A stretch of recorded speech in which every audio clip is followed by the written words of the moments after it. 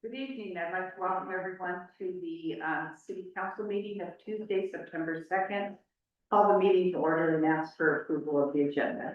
I move to approve the agenda as presented and request that all presentations and discussions be conducted respectfully and in a manner mindful of everyone's. Second. All in favor? Yes. Okay. So first on the agenda, we have consideration of the minutes from the August 4th and August 12th meeting. Are there any revisions? I motion to approve, the minutes as written. Second. All in favor? Yes. Yes. Okay, thank you. Okay, so for, first on the agenda, we have public comment. Remember that we keep it under 3 minutes, so kind and respectful. Identify yourself and your mailing address. Who would like to start? Randy? Randy Neal, PO Box 1092. I'm here to discuss the reserve policy. I'm here to say the same things as last time. The percent of asset portion of this reserve is applied on the wrong basis. And two, the city already has set aside $2 million in emergency reserve, so this is unnecessary. The percent of asset portion is there to mitigate the risk of aging assets. It's money in the bank to cover an emergency fix. This reserve should be increasing as assets age. An HOA would have a low balance at the time the roof is finally replaced, but it needs to build up a high reserve as it nears the end of its useful life. You will soon put over $20 million of water resiliency assets in place. The policy as it's written will require the city's reserve to be immediately increased by $3 million, 15% of $20 million. But these are brand new assets, they're really little risk. And the policy as written will have that $3 million either reducing over time or at least staying flat. Both of these ignore the increasing risk of age of these assets. This percent of assets portion really should be applied based on sort of the accumulated depreciation of assets. It will be small when the assets are new, like the water resiliency, but these reserves will grow over time as the equipment ages. It's a better way to assess the risk, and I've offered to help define what this other method should be. Secondly, the city does not need an extra $2 million in emergency reserves. It already has $2.5 million in contingency reserves in this year's budget. This should be sufficient. In 2019 and 2020, the city manager began carrying $1.5 million in contingencies. This was further increased to about $2.5 million in 21 and 22. And he convinced you to increase it again to over $3 million in 23, 24, and 25. This amounts to $17.3 million over 7 years. On average, we needed less than 15% of these contingencies, about $300,000 or $400,000 a year. As you know, because of council's adoption of these past contingency requests, we've accumulated a huge bank balance while solving few city problems. We shouldn't keep doing this. I urge that we remove this $2 million from the reserve policy. It deserves to be in one place or the other. The contingency is just fine for now. Thank you. Next. Anybody in the audience? Is anyone on Zoom? Oh, definitely. Gotta get quick, come on.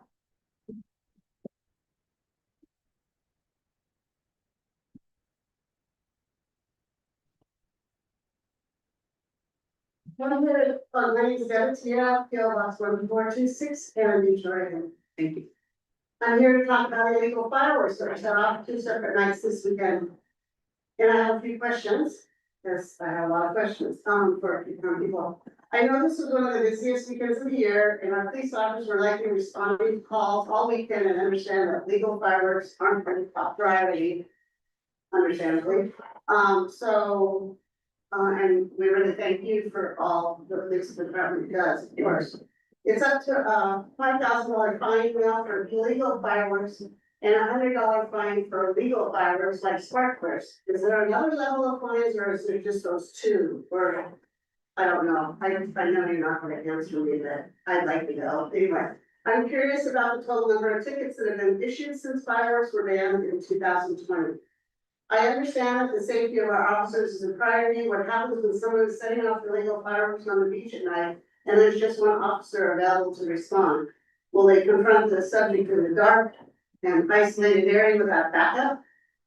What would you like the residents to do when they see illegal fireworks being set off in Cannon Beach? Anything else besides a description of the subject, location, vehicle, license number? I tell people in Cannon Beach to call the non-emergency number and I know 911 calls from the priority and that this non-emergency number will be answered if dispatch is busy. It will not be answered. So is there anything, else that residents can do to help the police enforce the ban of illegal fireworks? So I'm gonna read you some of the posts on the TAC that came to me that I don't always know how to answer. So, I tried to, so this is from, a resident. I tried to call the non-emergency number when they blasted off the 6 and 7 mortars here on the north side of Cannon Beach. I got no answer. The fireworks need to stop. It's killing our birds. Last week, I had a non-emergency number line go silent after the answer. Didn't know that it was ready to take a message. Didn't know that it was ready to take a message. And then my husband tried it again and it happened again. And we thought it was because we used out-of-state cell phones. Somehow they figured it out who we were and when we lived and where we lived, and an officer came to our house maybe an hour later to check on us. Perhaps the PD can look into that system. I know 2 people that called the non-emergency number and said it rang 30 to 40 times. We called and was told an officer was on the beach. The fireworks from the north out on by the ocean. The noise sent a whole herd of elk running across the creek and our dogs went crazy. Imagine the fledgling birds and all the offshore rocks. Must have scared them as well, let alone possible beach grass fire. These are all different residents. Right in front of our house, at the first street entrance to the beach, a guy in a red sweatshirt. They have a fire going right by the lifeguard sign. And when my husband yelled at them, he packed up all the evidence and took it to their car. And I called and reported it. We went back inside. When they took the box of fireworks to the car, I'm sure we went back down to the beach, but there were a few more people down there. They had the fire closest to the lifeguards, sign. So anyway, I don't know what happened. I went down there, I couldn't figure out what car it was. So I don't know exactly. I think we need to discuss fireworks because they're raising their head again. I know some people most of the town likes that we have a ban on fireworks and they're coming here because of it. And it was voted on unanimously, but I just. It's up to you. Okay, thank you. Anybody else in the audience? Okay, is there anyone on Zoom? If you raise your hand, Clara Schroeder. go ahead, Clara. I am not sure if you can hear me yet. Yes, again. Okay, perfect. Clarice Rofe, PO Box 88, Cannon Beach. I wanted to also bring up some safety concerns from this weekend that were pretty frustrating. I work in town and I have to drive all around town all day. And particular on Monday, Labor Day, there were so many cars parked in ways that were illegal, but also unsafe, that caused visual blockages from turning onto Hemlock and all kinds of just crazy stuff. I understand that our police officers are busy, but I watched 2 different officers drive past illegal parking on the S-curves, several cars parked with their back ends literally over the white line into the lane. And they didn't stop, they didn't turn around. I checked, those cars had not been ticketed in any way. So I'm not quite sure what our officers' priorities were, especially this weekend when we had fireworks going off. A lot of dangerous parking, especially on places like the S-curves, but it was pretty disheartening to see that our officers just drove right past these illegal and unsafe parking situations. So I'm not sure what can be done about that, but as the city council and the mayor, I would love to see some action taken about safety, especially on the S curves. And especially with parking and illegal parking. Thank you. Thank you. Anybody else?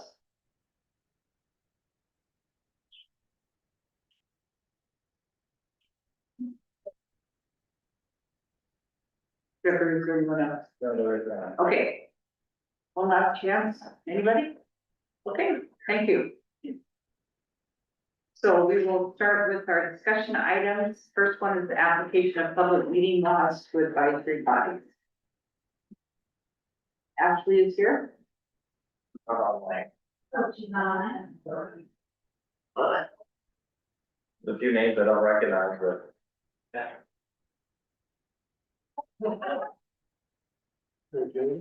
Yeah, Jacob, feel free to stand. Ashley, sorry, sometimes there's name comes up as strategy, sorry about that. Rejected. He's one of the department. Oh, okay. Good evening, Ashley.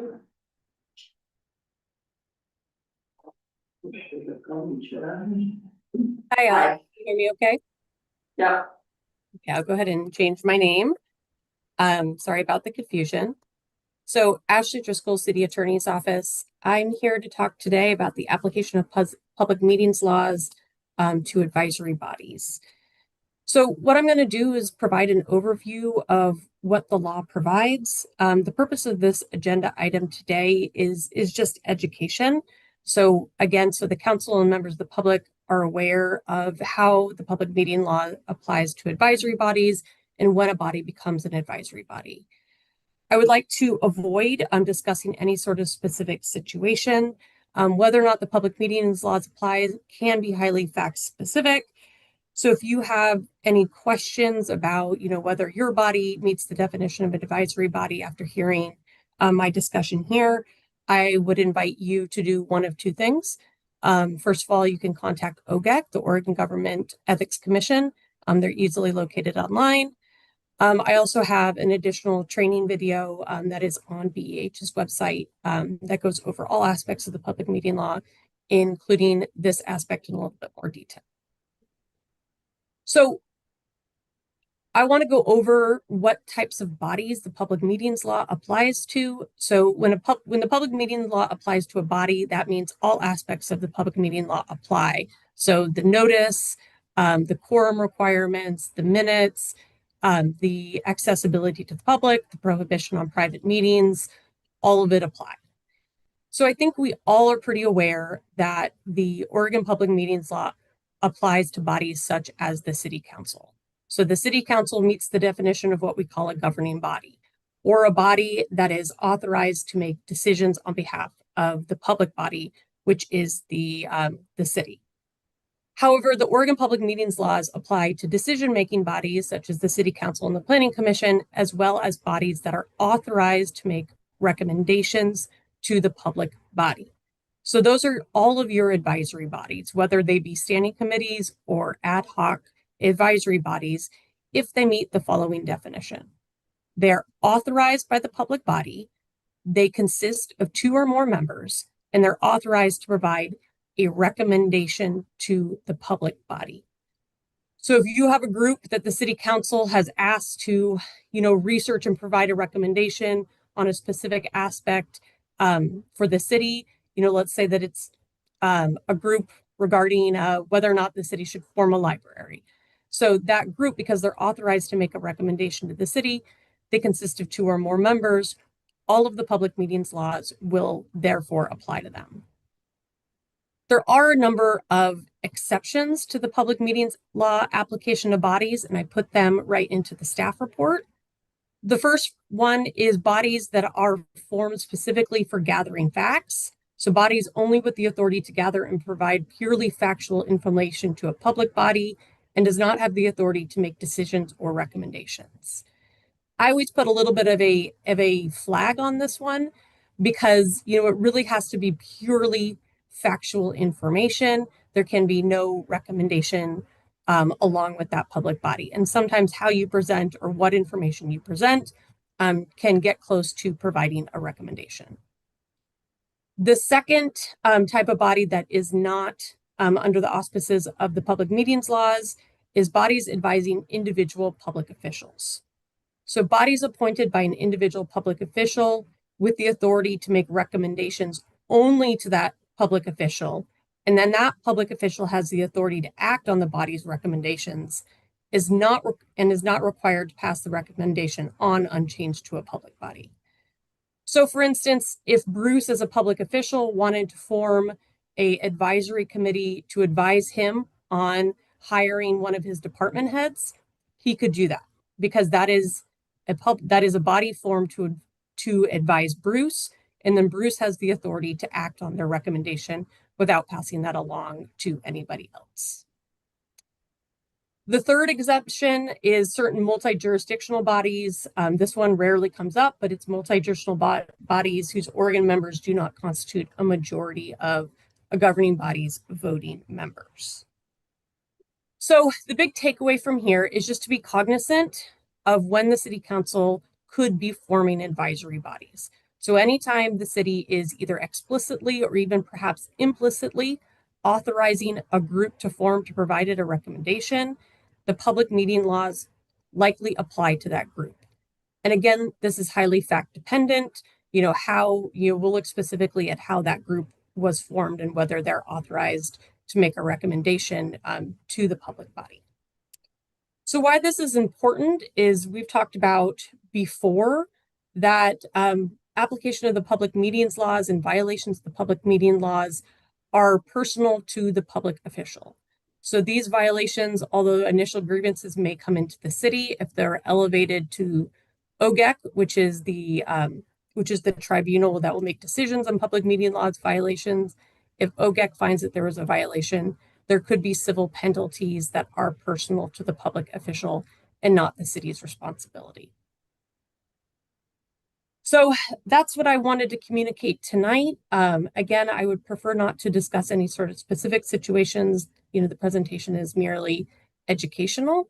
But if members of the city council have any questions about forming of advisory bodies, I'm more than happy to answer them. Any other questions? Yeah, so when you say authorized by council, what does that mean? Yeah, what the law says is authorized by council. So obviously, if a council makes an official motion to delegate authority to make a recommendation to a body to provide it a recommendation, that would mean that that body is an advisory body. OGEC hasn't provided any other guidance on whether something less formal, for instance, being aware that a body is forming, accepting their recommendations, if those sort of facts would in fact make a body an advisory body.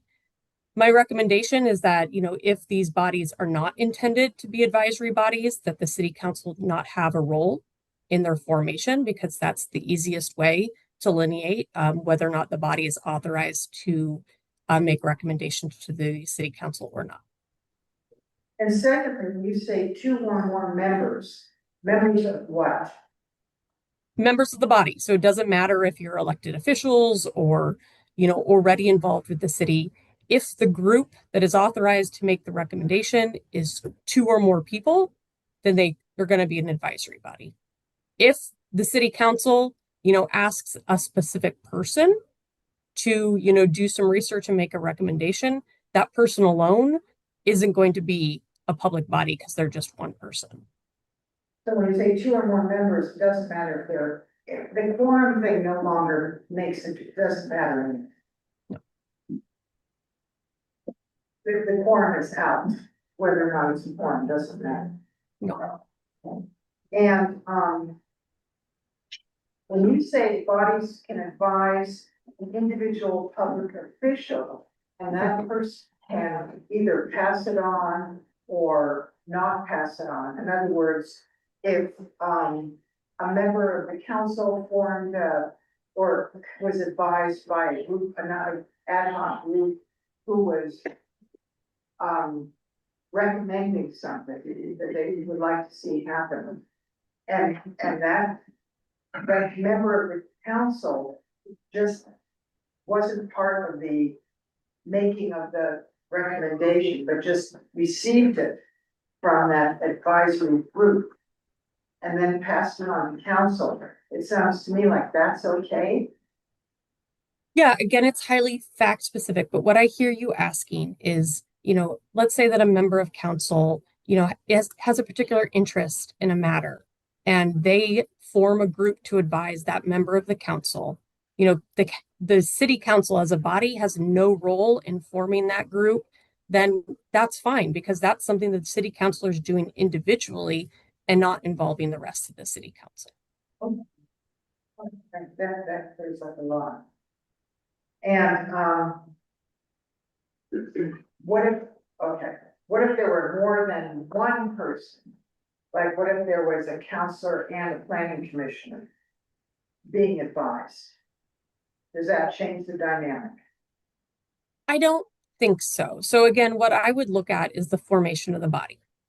Are they authorized? Is the public body authorizing them to provide a recommendation? If that's the case, then I think that you have a formation of advisory body. But if a member of the city council and the member of the planning commission both have the same interest and they want to get a group together to do some research, that's fine because neither the planning commission or the city council was involved in the formation of that group or authorized that group to provide them a recommendation. Okay. And I had a clarifying question on, the decision-making bodies, so, we have in the city TAC, and that provides recommendations to the city council, we have parks and public works that provide recommendations. Within those groups, the public meeting, if they have two Subcommittee. individuals, yeah, a recommendation to a recommendation group, where's that? So yeah, so you can go down the line. You can have like an advisory group to an advisory group. You're still going to have a potential, formation of a new public body. Okay. Cool. So it applies to all things. Any other questions? I have a great one. The violation of public meeting laws or raise any ethical concerns that council members would be serving on advisory boards? Could you ask that again? Is there any possibility of violation of public meeting laws? Or does it raise any ethical concerns if council members are part of advisory boards? No. So like the city council could form an advisory group again on libraries and assign 2 members of the city council to be on that advisory body. And as long as, you're following the law in terms of those meetings, you're just on 2 different bodies. Does that make sense? Yeah, thank you. And then Ashley, just one question. Ashley, you said that, if anybody, I'm gonna paraphrase, wanted to dig deeper into what they thought there was that they should, they're best probably to contact OGEC. Yeah, like if you have any questions, again, because I can't advise anybody personally. I'm the city's attorney and the liability here is personal. So OGEC is very responsive to, questions. So if you want to talk through a situation with them, you can certainly give OGEC a call. And again, since OGEC became responsible for all of the Oregon public meetings laws and not just executive sessions, there's a lot of additional trainings out there, including the one that our firm has done. Is there a statute of limitations on filing a complaint? Great question. So yeah, so for violations of the public meetings laws by members of the public, you have 30 days from the date that the violation occurred, or the meeting where the violation occurred, is to file agreements with the city council, or I'm sorry, with the city. And then once you do, there's a timeline from there. And then somebody who's personally aggrieved by a violation of the public meeting laws have 60 days to file a complaint in circuit court. But it has to be 30 days from the last meeting.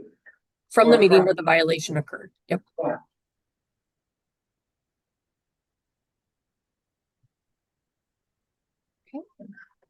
Okay, any other questions? Okay, thank you, Ashley. Yeah, I hope that was helpful. And then your next topic is Yep. council rules of procedure updates. I appreciate the council putting my two items first on the agenda. Yeah, so this one is just a follow-up on something that we have been talking about for a couple months now.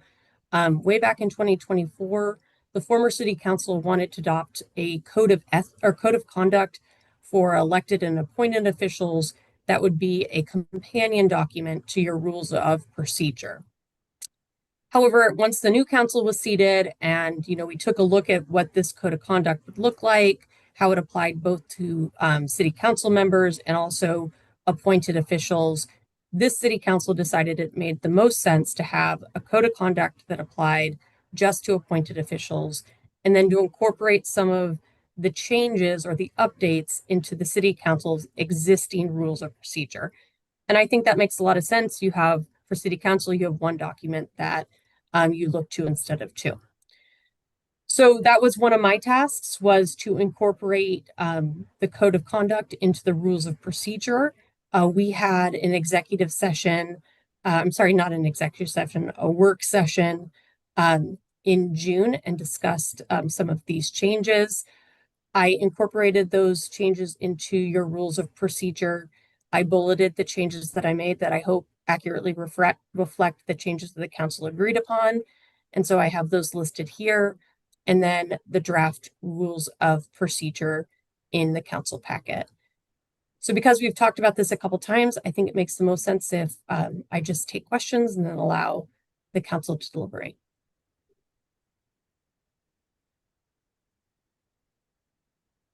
So I have a question of why we removed the deadline for adding agenda items. Did we put it somewhere else?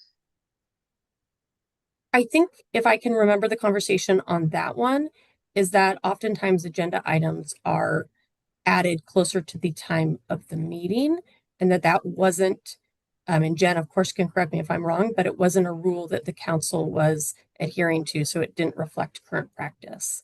Jen, did I get that right? I actually don't remember. So, I think that's what the discussion was, that it's not a hard fast thing and we're gonna add it anyways. Okay, So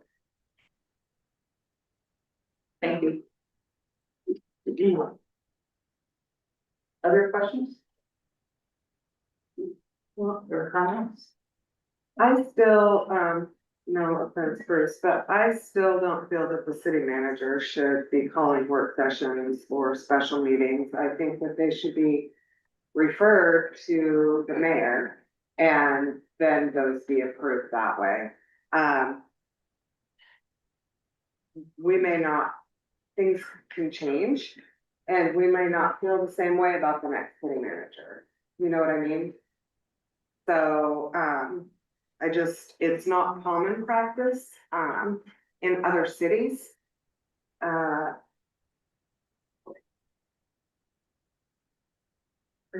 do you know that can be true? Because I did my research. Well, why don't you share the research? Okay, well, I'm not gonna go down a trail of tears. I'm telling you, so you can please take my word. If you would like to research it, you can. But I wouldn't come up here and spew hogwash, so, intentionally. And I never just take this, I. So, and the facts. anyhow, those are my feelings. So, I'm just putting that out there.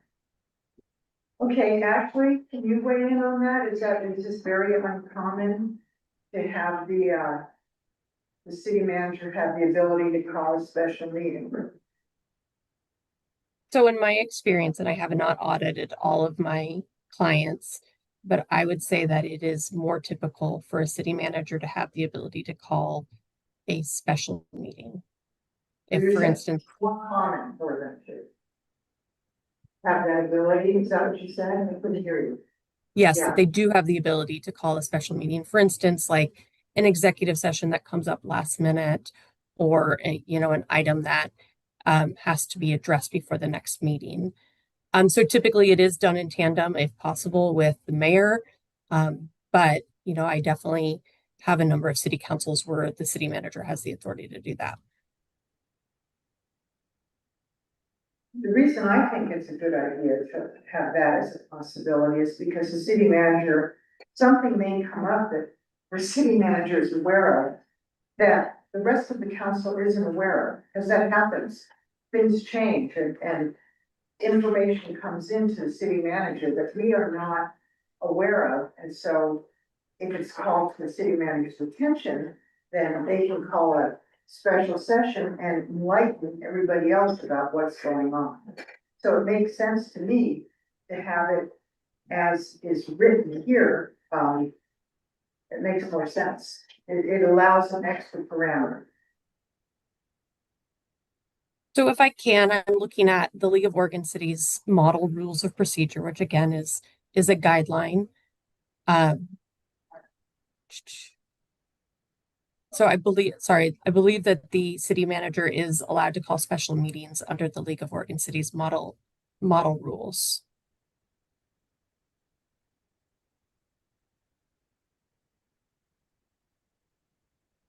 Yeah, this is a point that I brought up the last time we discussed it as well, and I just don't, if there's clear two-way communication, then I feel like the mayor should have good enough communication with the city manager, who you can mention to this mayor, hey, there's this item that's important, do you think we need a meeting, or I think we need to have a meeting, and the mayor can make a decision about whether or not meeting is worthwhile.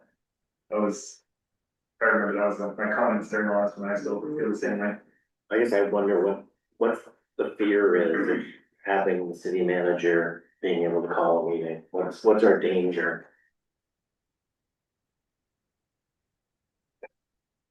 Just adding more people to who can call meetings, the concern. Well, and meetings can be called that really don't even need to be heard right away. And I've seen over the last several years that I've been following city council, meetings are called and they're called and they're called, and the same thing is talked about over and over and over ad nauseum, and nothing gets done. And if things are done when they need to be done, then that's I suppose different, but I just think that it should be a meeting of the minds between the city manager and the mayor. Or two council members. I mean, it says that in there. That's just my opinion. Doesn't mean that I'm right.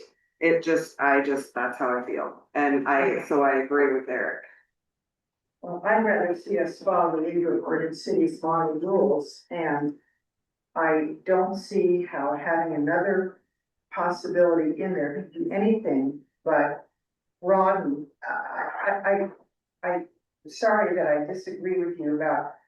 I can't even think of an example where the city manager called and made a meeting and it was just ad nauseum on and on and on, same old thing. No, I think we do that ourselves. Huh? Yeah, we did that for We're doing it right now. So I just don't, I just haven't seen that example. I mean,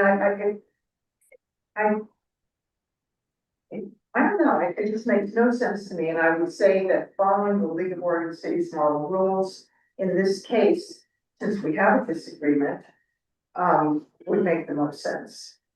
Yeah, I think we hire a city manager to manage the city. And I would think if your manager thinks there should be a special meeting, that they should be able to call that. Yeah. So I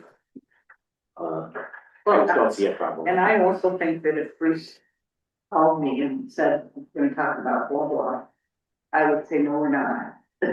You know, let's put it on the agenda. But what I don't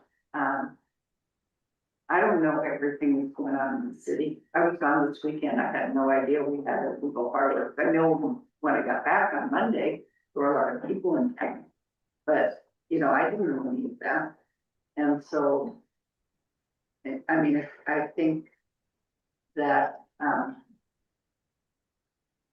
if the city manager wants to call a special meeting and they communicate with the mayor, or two councilors can call a special meeting, then I think that's very workable. And it has been.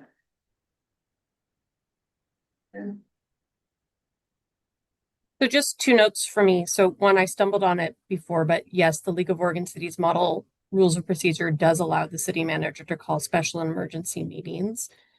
And Mayor, to your comment before the deadline for agenda items, what that provision says is that anything that's included must be submitted in the agenda packet, must be submitted to the city manager's office 5 p.m. the week before the packet or of the meeting. And that just hasn't been aligning with what the city's been doing. The city will, publish the comments that received and then update along the way. If we want to put a different time in there, we certainly can. But again, that one was removed because it was just inconsistent with current practice. Okay, so the League of Oregon Cities, their model is for special emergency meetings, not study and work sessions. Just special emergency meetings. So would you be more comfortable if that said special emergency meeting, maybe call? Well, it also calls it out here in study or work sessions. Right.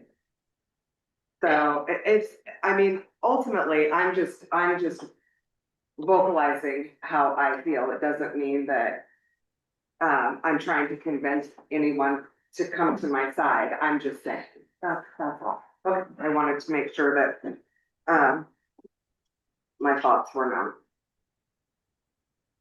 And I started off the conversation with no offense to Grace.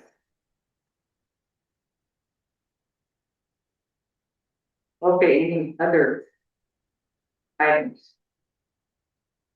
I had a question on, section 8.4, on page 10 of the document. Does the outside debates, does that verbiage that's in there meet with our current understanding of OGEX policies, what they highlighted? I'm sorry, I'm having trouble hearing a little bit. So are you talking about the outside debates or the censure, or which one are you talking about? 8.4, does that, the meeting of two public officials, does all of that line up with our current understanding of the recent, OGEX information they put out? All of this aligns with that? So that's an excellent question. So I would say yes. So Okay. OGEC has admonished that anytime, two members of a body have discussions outside of a public meeting about something that they could later vote on, there's a risk that one of them will share that information and thus create a serial meeting. But just because two members are discussing on their own doesn't by itself violate the law. Okay.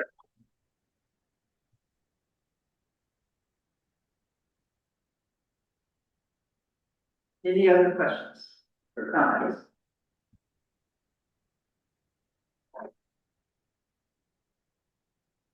So then the next step in this process would be that we would formally adopt these Yes. at the next meeting or at a meeting. Not a special meeting. That would be weird. I'm fine with the red line version. Pardon? I would think if we're gonna make any changes, they would need to know, and so I just said I'm fine with this red line version. And Jen, did you say something? I can add on the October 7th meeting. Okay, anything else on this topic? Okay, thank you, Ashley. Okay, have a great meeting. Thanks, everybody. Thank you. Okay, next we have a proclamation for declaring September 15th to October 15th as National Hispanic Heritage Month in Salmon Beach.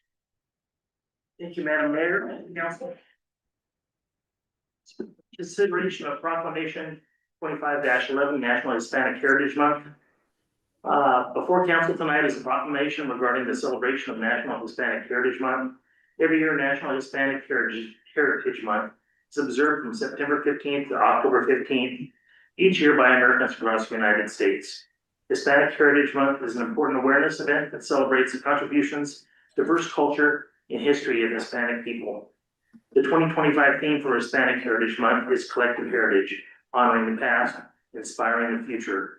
Embracing rich traditions, old and new, this month is an opportunity to recognize and learn about the history, journeys, and achievements of the Hispanic and Latino American communities while spotlighting the unique voices and experiences of those who continue to pioneer change and shape the future. And Paula Bartel is here from El Centro Northwest, and I asked Paula to tell us a little bit about El Centro Northwest. Good evening. Hello. On behalf of El Centro Northwest, I want to say thank you so much to the city of Cannon Beach for recognizing the National Hispanic Heritage Month on September 15. Our Hispanic community brings hard work, culture, and strong family values to enrich this city.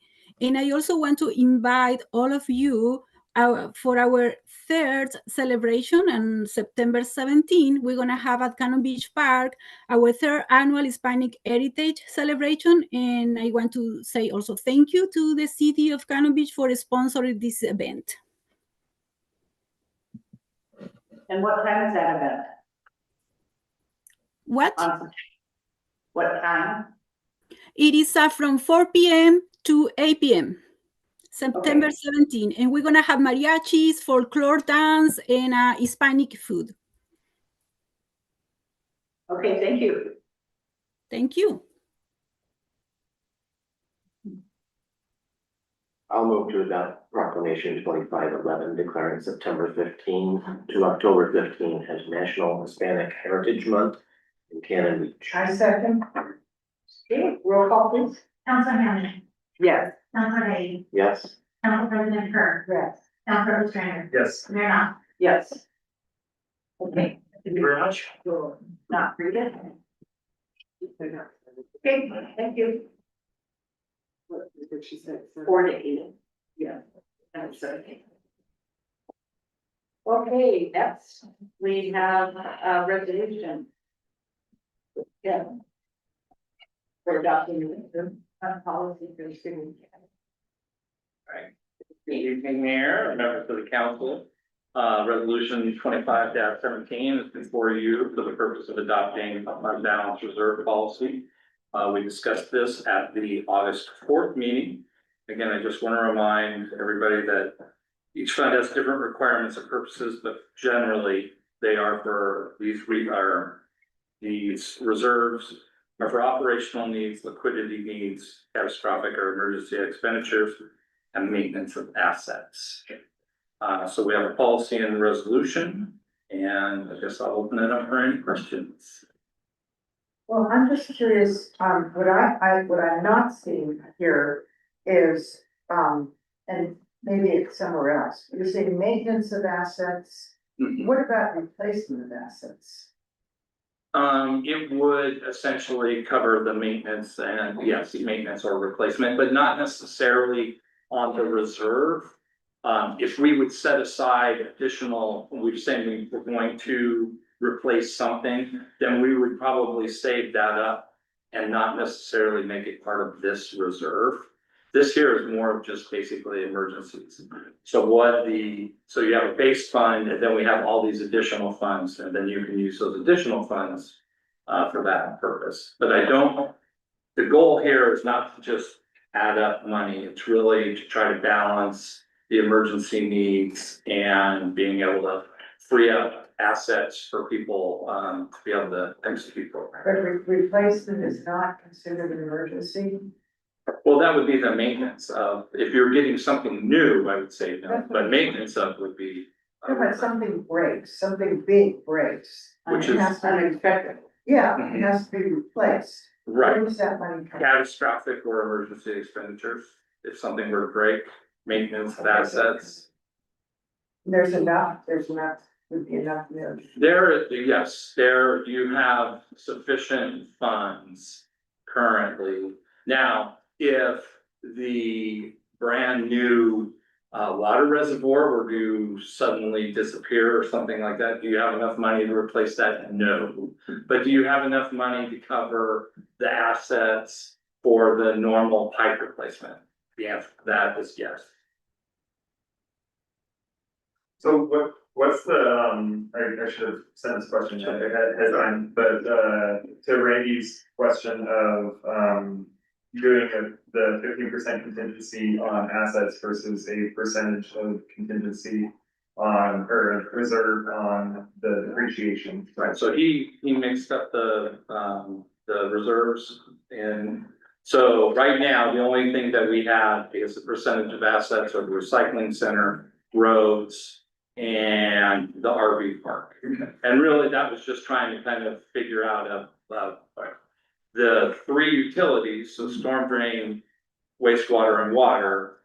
Essentially, what it turns out to be is roughly 180 days of O and M is the reserve amount. So to Mr. Neal's point, when the reservoir comes on, I'm not instantly putting 10% of that in. It's still doing roughly 180 days of O and M is what we have in the reserve for that fund. And so that will go up because we have more assets. But- Yeah, so if as our expenditures go up, both on, operational, so people, things, yes, that will climb over time. It will go in, but it wouldn't be a rapid. Okay, so the 180 days would be the debt service value of 180 days Roughly. for that. Mhm. Right. And so, a little bit to Mr. Neal's point too, is, so the goal here was really to set the benchmark, right, for the fund reserve. So we can't actually spend any of this money right now without a supplemental budget. So the only way to really spend it is either we have to do a supplemental budget or we wrap it into next year's budget process, which would be more of my recommendation. But that's also when you, that is also when you, reevaluate the, reserve policy. So at that time, are we in compliance? Is there something we should do? So really, it's kind of putting it into the budget process. So this year goes, we have to take the first step, and that's what this is. And that evaluation takes place annually.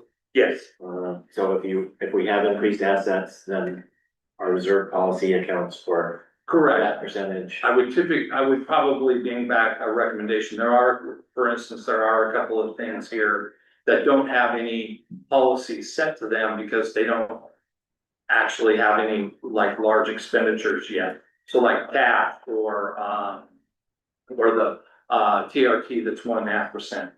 So that doesn't have anything committed to it yet. So once the council decides to commit something to it, then I would bring back a reserve policy around that commitment.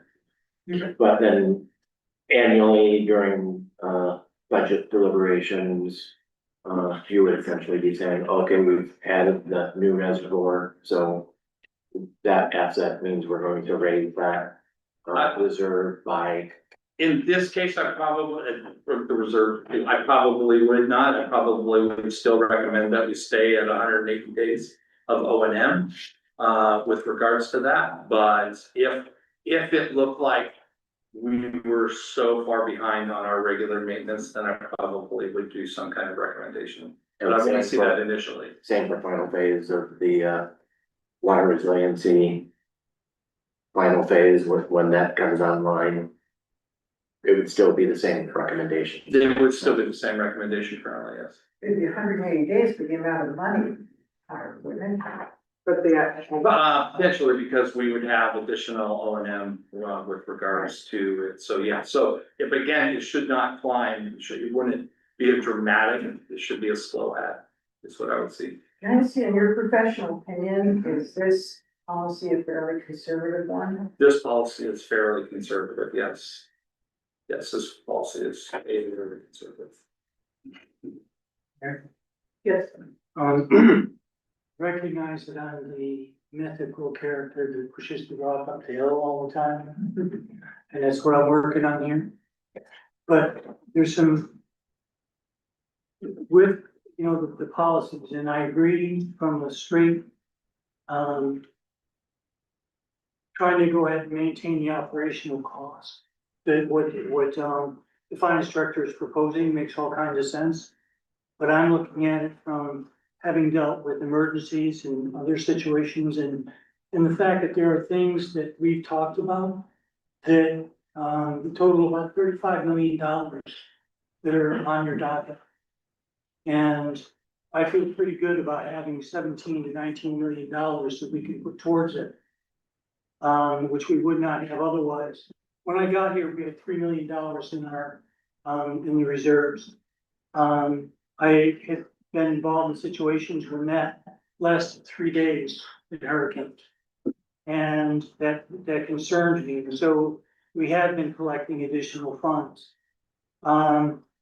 The 17 to 19 million does not include, well, I'm sorry, when we look at what the cost is, and Randy had brought this up, that we're putting a bunch of money into our water system with the water resilience. The only thing that did is take care of water line resiliency on the other side of 101, down to about the public workshop. It did nothing for any water lines which are aging out in the city. So we're not collecting on that. With the, I'm sorry, when we spent the money on the water resilience.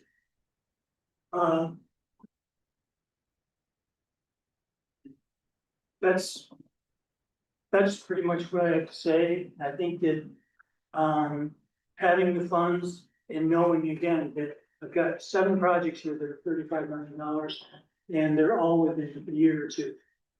And I don't know how we're gonna, if we don't have these funds, I don't know what we're gonna do with it. And also, I think that the emergency management experience makes it that the normal model for what would make sense in the Midwest is not necessarily what's best for us. So just want to get that out. So are you suggesting that the general fund, the $2 million in the, general fund, should kind of significant emergencies be increased? Or, I'm saying, well, no, or we should it have, be 15 million or 17 million or? no, we have some funds. We've allowed ourselves to go ahead and build up some funds. So we have the flexibility. We have $35 million in relatively short-term capital needs, but they're, and we don't have enough money to take care of all of them, but we can certainly offset rate increases and things. And without those funds, with some of the things that we need to do, I don't know how you're doing without just saying, well, we'll do another rate increase, we'll do another rate increase, or we won't do the project. So what are those 35 million in capital needs in the next 2 years? The First Street Bridge, by 7 or 8 million, total on a ramp of 300,000. The ocean outfalls, Karen, what are we at, 5 million? Yeah, we're averaging about 400,000 a year, and that's just the construction, that's not the soft cost associated with it. It's a 5-year project. Right. Okay, Candy Beach Elementary, whatever we do there. Thermal loading, we've been notified, as with just about everybody else that operates a wastewater treatment plant, that our water is too warm when it goes into the receiving water. And we have to do something about that. That's something that we didn't know about a couple years ago. Shoreline stabilization at the end of Lark. I just don't see a way that happening without the city being one of the major funders. And the backbone for about $7-8 million. So we don't need this money in cash. First rates alone, CDEs alone, backbones alone. Well, they want to pay for it. I don't know how we could, I don't know how we pay for First. Right, but I'm just. Well, because there's no grant. Grant money right now. Right. So that, but there's still loans. I'm just saying that this isn't all cash. This 35 million in projects isn't all cash. I'm sorry, I think I'm not understanding your question, because I don't know how you pay for it. You can borrow. You said you take out. You borrow. Take out. Yeah. Oh, we borrow, right, yeah, but then. So there's a debt service that goes with this, but so that isn't $35 million. The way I was thinking is that. You were saying we need $35 million in 2 years to pay for all this. We just need.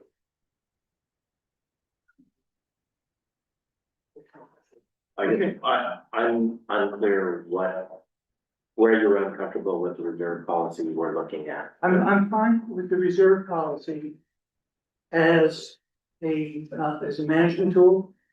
But the idea that if we have additional funds, that somehow we're doing something wrong, I don't, Okay, that doesn't strike me as correct, especially when we have things like this to deal with. And Commissioner Tim is absolutely right.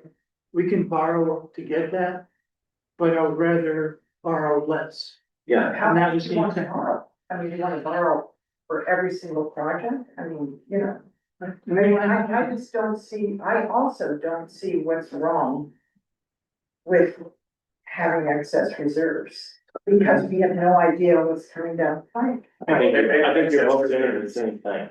Well, and excess reserves is not, Or what is being considered excess reserve? well, What people have been complaining about are excess reserves. To me, they're not excess. To me, it's prudent. Not all that whole amount of money, obviously, but we tend to agree with Bruce to some extent that, you know, Well, we shouldn't go on a spending spree. I think No. that's kind of what I'm hearing. yeah. But we may want to use it to buy down, some of these critical projects that you're talking about, to buy down how much we have to borrow. And we may also have other people that come in from outside that wanna take it all for themselves. And so, I didn't understand that.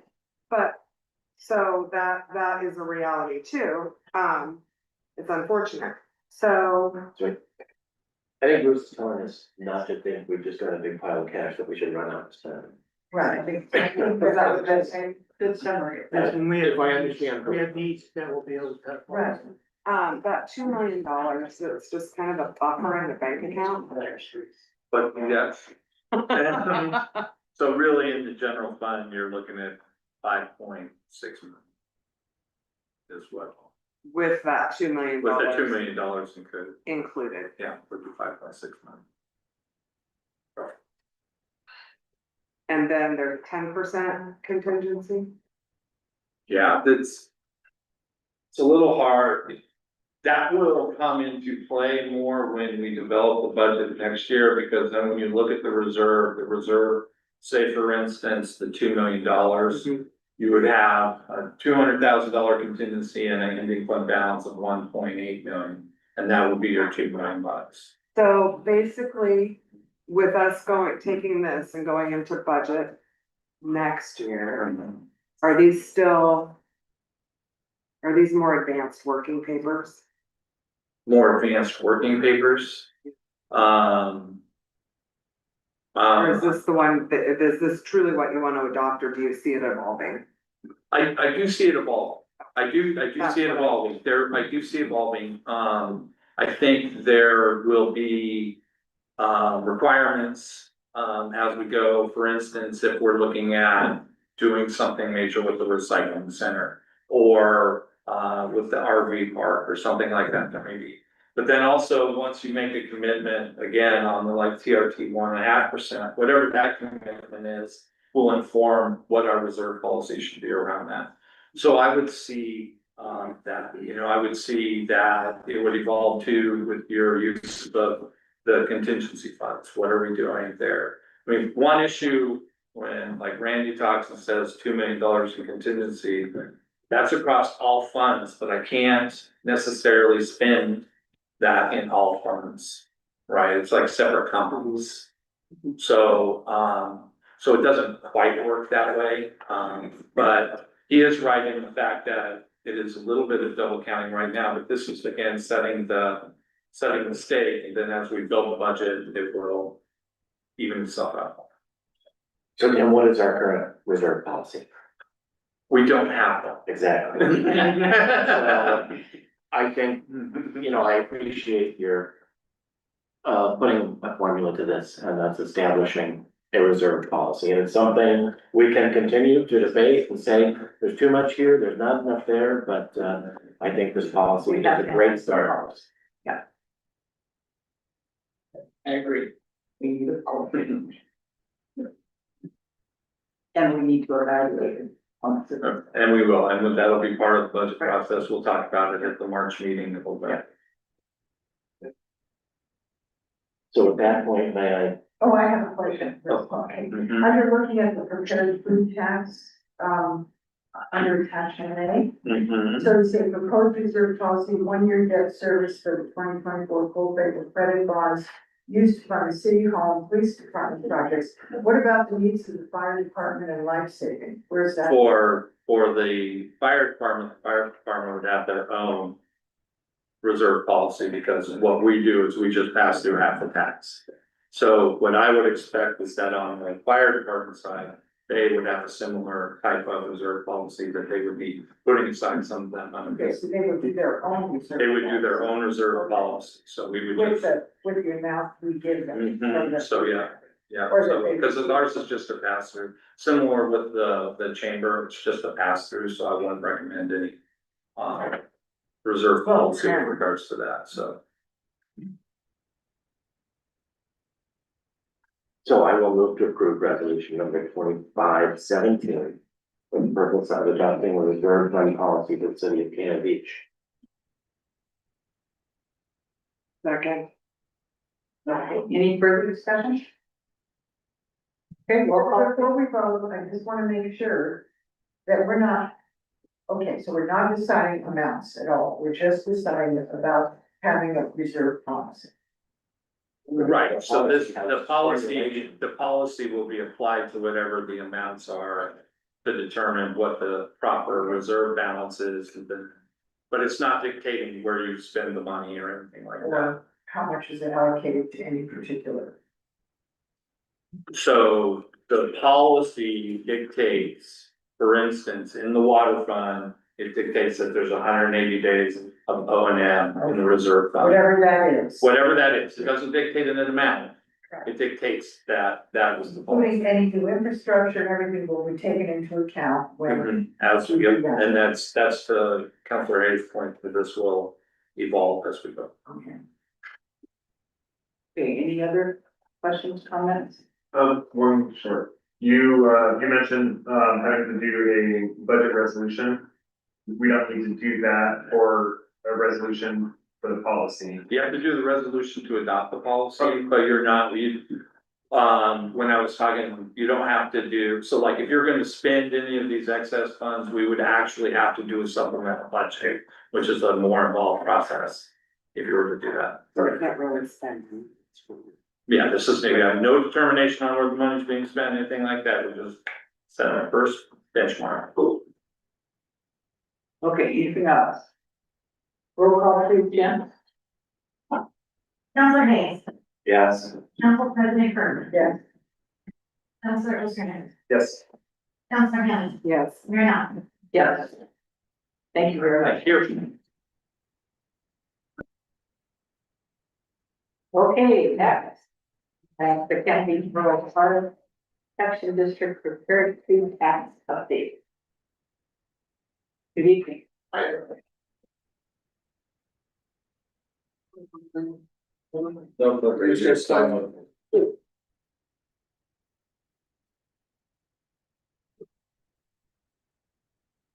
You wanna sit or you wanna? No, I'll go here.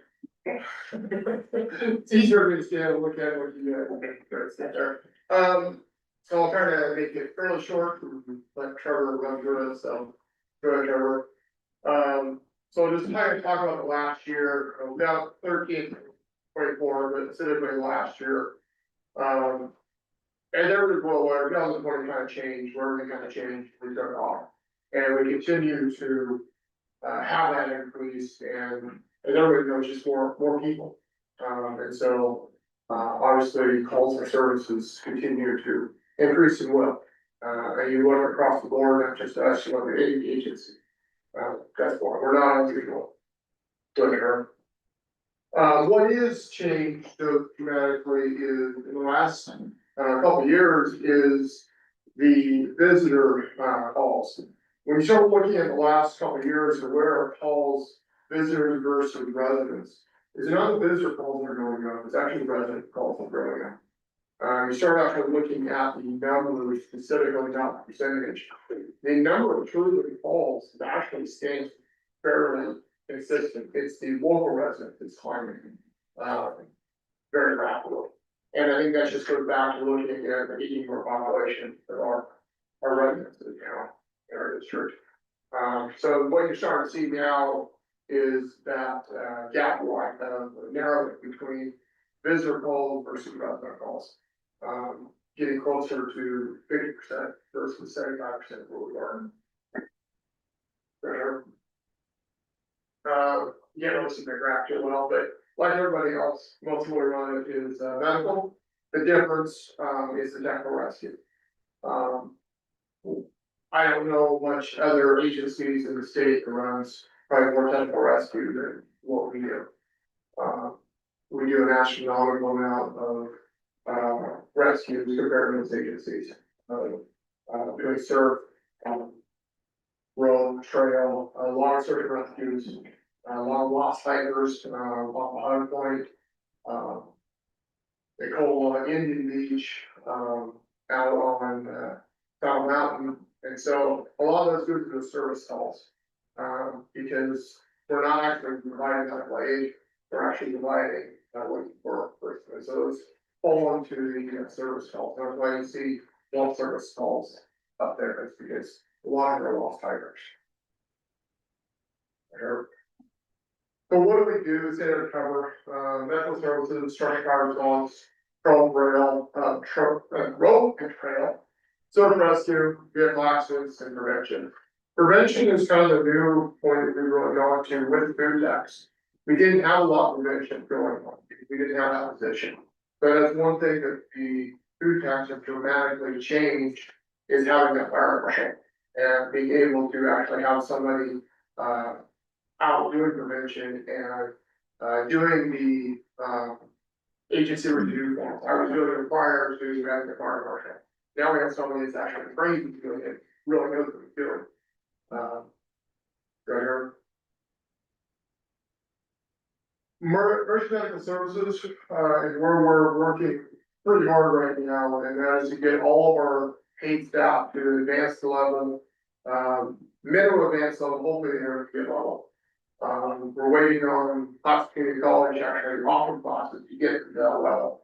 So the goal in the next year is to have all our first staff and intermediate level, which will be a huge 2 week community to have that advanced life support. Right now, most of our guys are EMT, which is basic life support level. But how to get to the intermediate level. The advanced level is kind of that first advanced life support level, but the intermediate level is higher level. And that's what the goal is, get everybody there. The other thing is structured fire response, a complete change from where we were 4 years ago. To where we're able to, with the first staff, immediately, went into done staff, but within minutes, the off-duty callback, the volunteer, the student, we're staffing 2 to 3 apparatus immediately, within minutes, versus where we were 4 years ago, 5 years ago, where we were starting to staff more. Rope is, and serve, I'll say, are probably the 2 areas that have had the biggest impact in the last couple of years. And that is just because of who we have on staff and their ability to train. Our rope team has just going leaps and bounds. We are a rope team. We have to rely on mutual aid as manpower, and we all do that together. We are county-wide, especially South County together. But we're out there having the system set up before we're getting mutual aid there. Mutual aid is showing up for the manpower side of it. Versus we already have equipment, we have the road tax, we're putting stuff in place. And the manpower showing up for the kind of the end of it, to do the raising systems and the rural county fix it. The search rescues, we're launching jet skis. We have every ship has a rescue swimmer, at least one rescue swimmer. Every ship has a jet ski operator. Our guys are training in jet skis every Wednesday. So that proficiency is there. most of our surf rescues are not within the city limits of Cannon Beach. We have not had an actual rescue on Cannon Beach property. I don't know, I can't tell you. Because we're lifeguards. Actually, I think last January we don't have lifeguards in January, so, during King Tides, we did have a rescue. We did have a save, which is amazing, we had a save because it was done at night. And the only reason we have that save is because of who we had on. We wouldn't have had that if we didn't have like Carl on that day. He shouldn't even work that day, it was fluky if he was working that day. And that was just because of the experience of why I had that save. But our surf rescues are Indian Beach.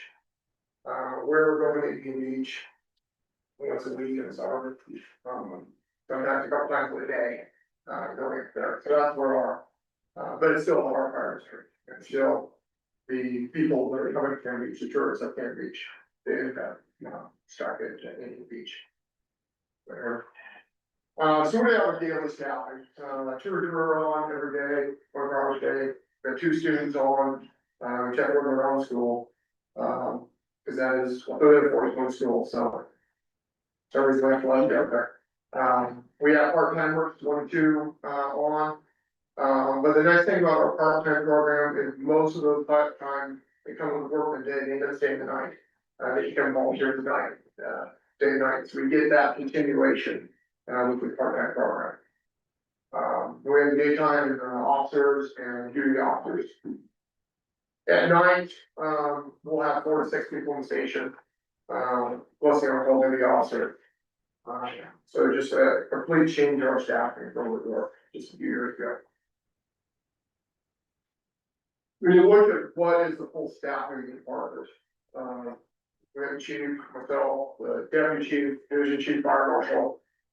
We have 2 daytime lieutenants, we're calling acting captains, because they're lieutenant rank right now, we're supposed to be the captain. Well, that's what they're working towards. One, they work opposite each other, so one is our EMS officer, one is our lifeguard, sort of rescue coordinator. And then we have 6 firefighters on 48 and 6s, there's 2 on the all plans. At that time, was looking 30, should have been 31 part-time volunteers. And that is, ones that are living here, living elsewhere, ones like Eric and, Phil, and a few others that live here, but also live far, and so that's kind of a mixed bag. And then our 5, students. We have a position for 6, right now I have 5 on. But, then you look at, okay, all that side words that come in with food tax. So our main funding, I just put the main 3 areas, the food tax, property tax, and then contracts. Contracts are the lifeguard contract, as well as we have another, intergovernmental agreement contract at, about 35,000, that's where the 300,000 comes from. But when you look at the food tax, what does the food tax do and what's it continue to do? 2024-25 budget year, we received 911,000, just over, was 912,000. When I go to the budget year, I budget based off of the last year of revenue. So I haven't received the revenue received in May by the time I do my budget.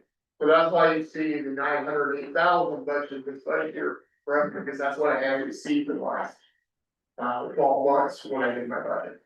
Our actual budget we received was almost 912 versus 908 that I budgeted.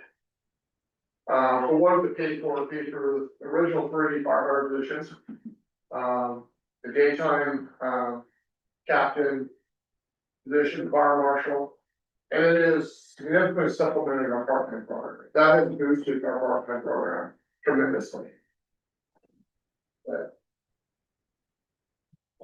we look at our allocation, where does our overall money go? Most of it goes to personnel expenses. People are expensive. And then we have our return services. And then the transfer to other funds is now going into our reserve. Talk about that there's 290,000 goes every year in the reserve. Now the comment is made, would go, where's our, plan, how our reserve fund is set up. And then it allows to contingency and the ending fund balance. We do budget contingency, but it will allow us to budget 15% contingency, and that's what we do. But in reality, that is part of our ending fund balance, because I need that contingency and I need that ending fund balance together to get us, to November to get our taxes. The only reason we have that contingency there is, so we can pull out that contingency to repay ourselves. If we have something catastrophic happen, like an engine get wrecked, we need to buy that engine, but we get the insurance money come back in the budget, I still have to do that transfer out of contingency to make our real budget. And by having that contingency in there, do that without having to go back to budget committee. But that is really the way we apply contingencies there. So a quick overview of our, capital reserve plan. Our capital reserve, reserve funds is based on our capital equipment plan. We have 4 large apparatus that we replace based on insurance service office. They have a 25-year lifespan based on insurance. And so we need to plan that every 25 years, all 4 of those are replaced within that 25 years. So we have it broke up to where we're getting one every 5 to 6 years.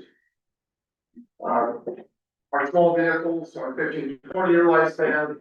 Then we have small tools, other things, extrication equipment. Right. Our road rescue is a 10-year lifespan. The jet skis are 10 to 15 years, depending on use. Our self-contained breathing apparatus, so 300,000 every 10 to 15 years. Right. So when you put it all together, we need 125,000 going in every year for large apparatus, 85 going in for smaller vehicles, 30,000 going to other things. Altogether, we put in 290,000 every year. We have a 20-year capital plan that is that built out spreadsheet that has everything on a lifespan. So we know when you look at that 20-year plan, that yeah, it goes up, but it drops down, it goes up, and it drops back down, but the end, as it goes, it continues to fund itself. That's where the 290,000 a year comes from. So asking, what is our policy there? That is our policy, that's our, it's more of a plan than a policy. Okay. So we continue to look forward, we look at our, strategic plan every year. We go back and look at, we did a strategic plan in 2023, it's a 5-year plan that's to go through 2028. And these are some things we continue to look at every year in there, of what is our threats. Right now, one of the threats that we're really watching and looking at is the overlap calls. And that is when we're on this call, how many times does another call happen? And how are we able to respond to that? What's the response? And so we're doing quite a bit of looking at how many times do we have 2 apparatus staff during the day, that one's going here and one's going here. How many times does the one clear and go to the next call? Versus how many times do you call back for the second call? And what's that time delay of staffing? So every month I have a report that I highlight those and we talk about where are we with that? Apparatus rising costs, cost rising. That is a real concern when looking at equipment. And we kind of built an inflation table on our reserve fund to try to calculate that rising cost apparatus. Apparatus is going up, the buying apparatus is going up about 7% every year. And so really watching that is our 290,000 by the time in 2048, I think it is, to replace the ladder truck. Do we have enough money out there to replace that ladder truck? Okay. We've done a couple wage scale studies the last few years, trying to make sure that we're competitive. And that we're paying in order to attract people and keep them here. It is very expensive to turn people over and retrain them, and so that's been a goal of the board is to keep people employed here, keep them here, and not lose the other departments. Medics has been a real concern for us for quite a while, as medics, and getting in ones. Since I started staffing their medic unit, is now pretty much staffed 24 hours. That's a huge for us, really get that. I am still constantly working on medics and trying to get our agreement with them, cross that out of here. And my goal someday that I actually get there. We'll see. Soon as we get there, that is one of our goals, is to be able to staff the medics. With back staff here. Reducing that does a lot. One, it's service, but two, it also reduces that overlap. But why are we having a medical scene? It reduces that chance that overlap and fall. And the last of the grants, and somebody else mentioned here, how long are grants till? We have a whole lot of grants right now out, federal grants. With that money expires into September, and there's been no awards. Our feeling is there won't be any of that $390 million. The city will be awarded, none will be awarded. And so that's a threat of the future. We rely on a lot of grants. So the last two slides are about two projects working on. One is the Archkeep Fire Station. We're just starting on the project. We've selected the architect, WRK, and so now we're getting ready to start on doing the CMGC bids for that process. What that project is two things. It's one of the seismic stability around. That's what funding the majority of it. Second is to put living quarters on that and put our students down there. Put students, put resident volunteers down there and start staffing that station. That does two things for us. One, it staffs that station down there. And so I can have response out of that station and it will reduce this response that I'm having to take out of the station, go down there. Or lift assist, for smaller incidents down there that I can have already staff down there, plus send a duty officer down there. And now I have a response right there. But it's also staffing another region to come this way. Right now there's nothing down there, and so we send an engine out here, we need a second engine out. I don't have that third engine staff, but now with this, I can start staffing that third engine. It also reduces my costs. Right now, we are paying for housing for students. We've rented few houses around, we have a food program, now food program, and they're reducing that cost as well. So we're hoping by July that we have that station staff and go. And last is the lifeguard tower. This has been a conversation for a while, replacing that tower, what do we want to do? So we started going after a lot of grants, but the problem we were having with some of the grants is they wanted a proof of fundraising.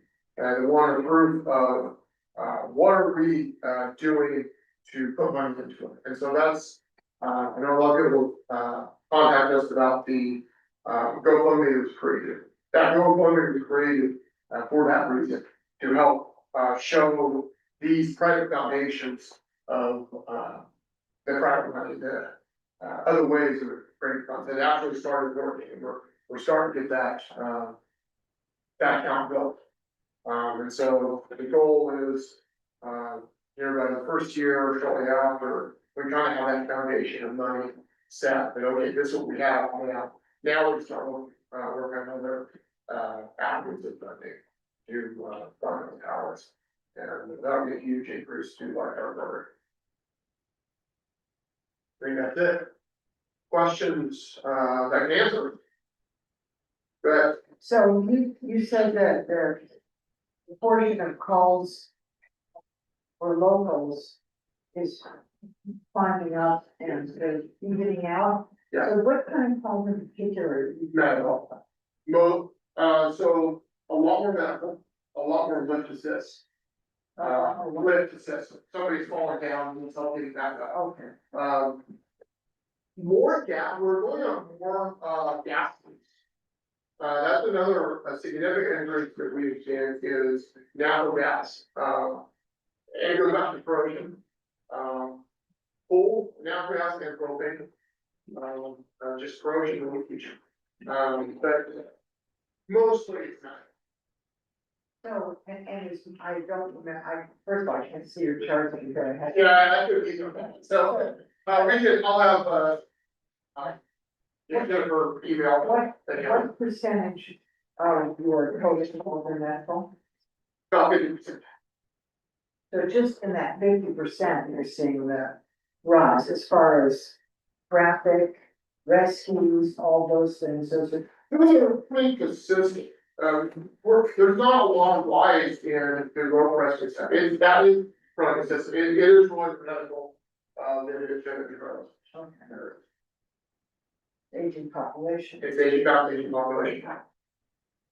So you said you have 31 volunteers, but how far away do they live? Also, we're all, I mean, there's people that are in Fort Miles and Portland. But they come out here and they spend 2 to 3 days a week coming. So that's the difference is, we have to change how we're looking at volunteer, how we want to attract people. There's not a lot of areas, there's not a lot of bills, to work here, like volunteer. And so, yeah, we have a lot that are elsewhere, that they spend 2 to 3 days a week here. Thanks. And some of those, they do it for different reasons. Some are doing it for their one job. So they're doing it for experience. Others are doing it just because they want to do something different. There's a guy from Sile who comes over a couple days a week, just because he wants to. He loves over here. And it's just his fun hobby. Anything else? Thank you. Thank you. Thanks, Mark. Okay, next on the agenda, we have the invasive species. Here. Reading the staff report, so I'll summarize just saying that this is a continuation of our discussion at the last meeting. Council had asked for a couple of things, the spec sheets associated with both sprays that are invasive species that we have recommended, and then also the time to be able to get with some of the key stakeholders that utilize his services and those sprays, for you guys to get some feedback on their thoughts relative to that. So you have the spec sheets. I'm assuming you guys may have reached out to some of these folks and asked questions, and then I'm here for your decision and your guidance on how we move forward. So the North Coast Land Conservancy does only hand pulling, but they have a group of volunteers, 16 people show up. This was up in the Columbia Slough, which is a much larger area than our little Pompeii. But, you know, they had a special tool that they use, which I looked up, and I guess it's pretty much a European tool, and for the most part, you can get it from the forestry department too, and some nurseries had it. It's expensive, it's $200 per tool. I don't know if it could be handled by a lot of the volunteers we have who are aging, because it's a fairly heavy tool. But anyway, so that's how they do it, but they do have that they volunteer for. The Wetlands Conservancy does do a mixture of hand pulling and some herbicides.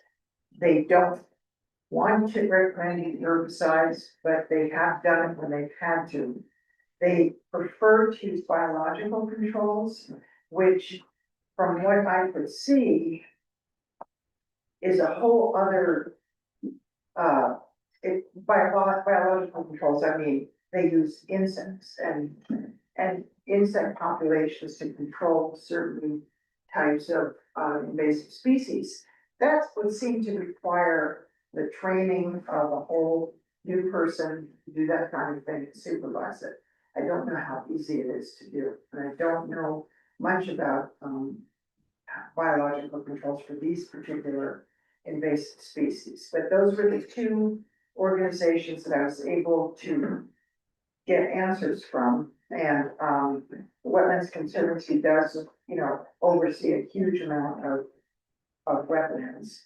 And as I said, they're not interested, they don't really like having to use herbicides, but they have done it when there's been no other option in combination with hand pulling.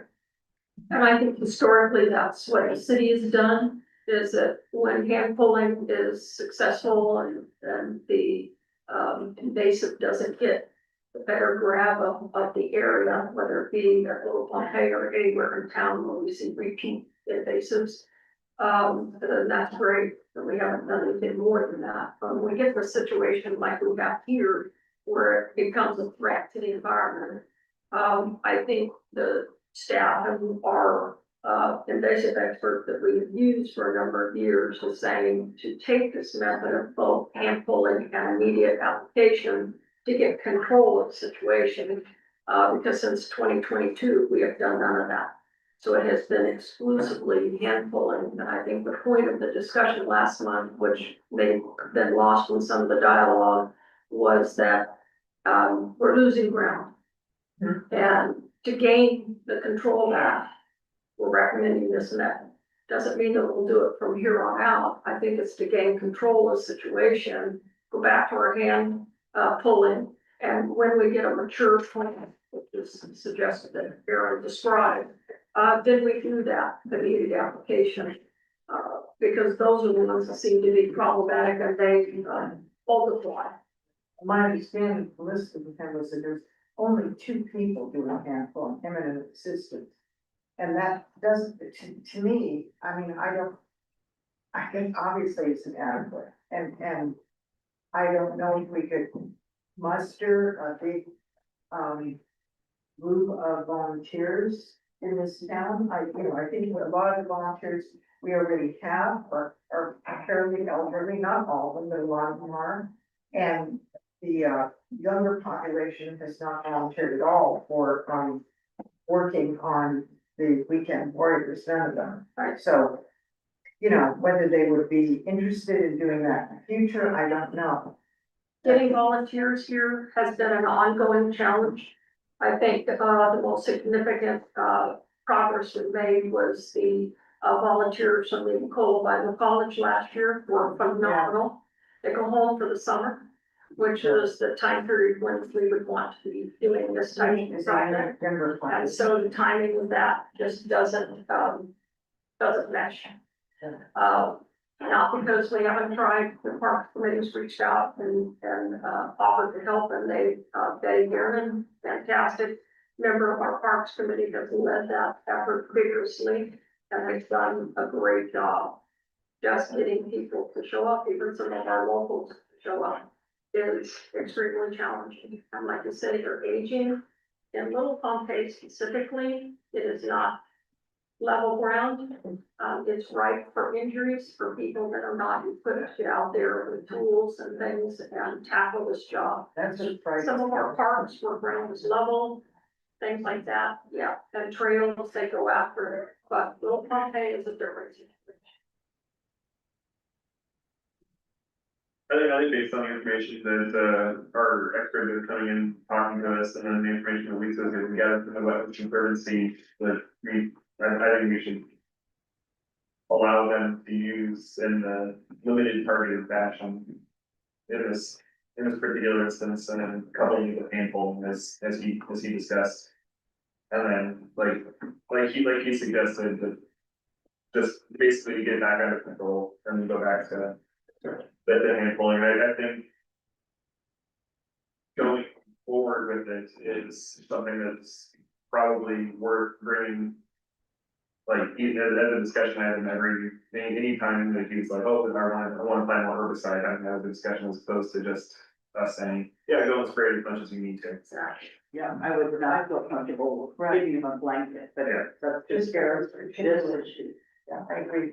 And the only thing that concerned me about the expert was that is his business, is herbicides. And so, you know, I mean, he's always gonna lean towards them because that's what he does. He applies herbicides rather than being a proponent of hand pulling. And I wish we, you know, that's why I think that we have to stay on top of this. Because otherwise, we're just gonna be, it's gonna be herbicide city. Well, you hire an expert to do his expertise. You don't hire a plumber to do electrical work.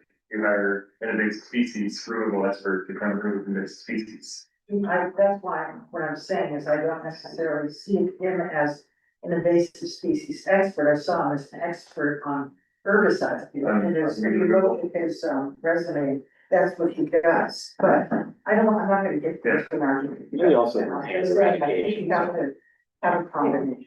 Thank you, Councilperson Kerr, I would, I can understand that, I get the correlations, kind of like our arborists, right? Our contract says you can't be a tree cutter. I think, Mr. Dusick has proven himself to be something polar opposite of that.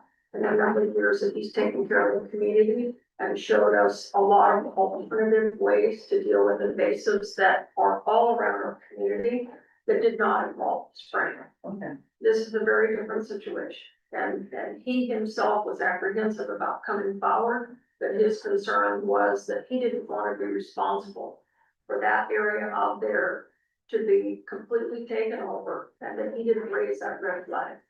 So he dared to step forward and say, I'm just gonna tell you where we are. And I brought that forward to you. I think that's transparency. I think he is a trusted expert. And it's not like we have a plethora of these to choose from on the North Coast that have proven themselves at the level that Aaron has. I would just say that.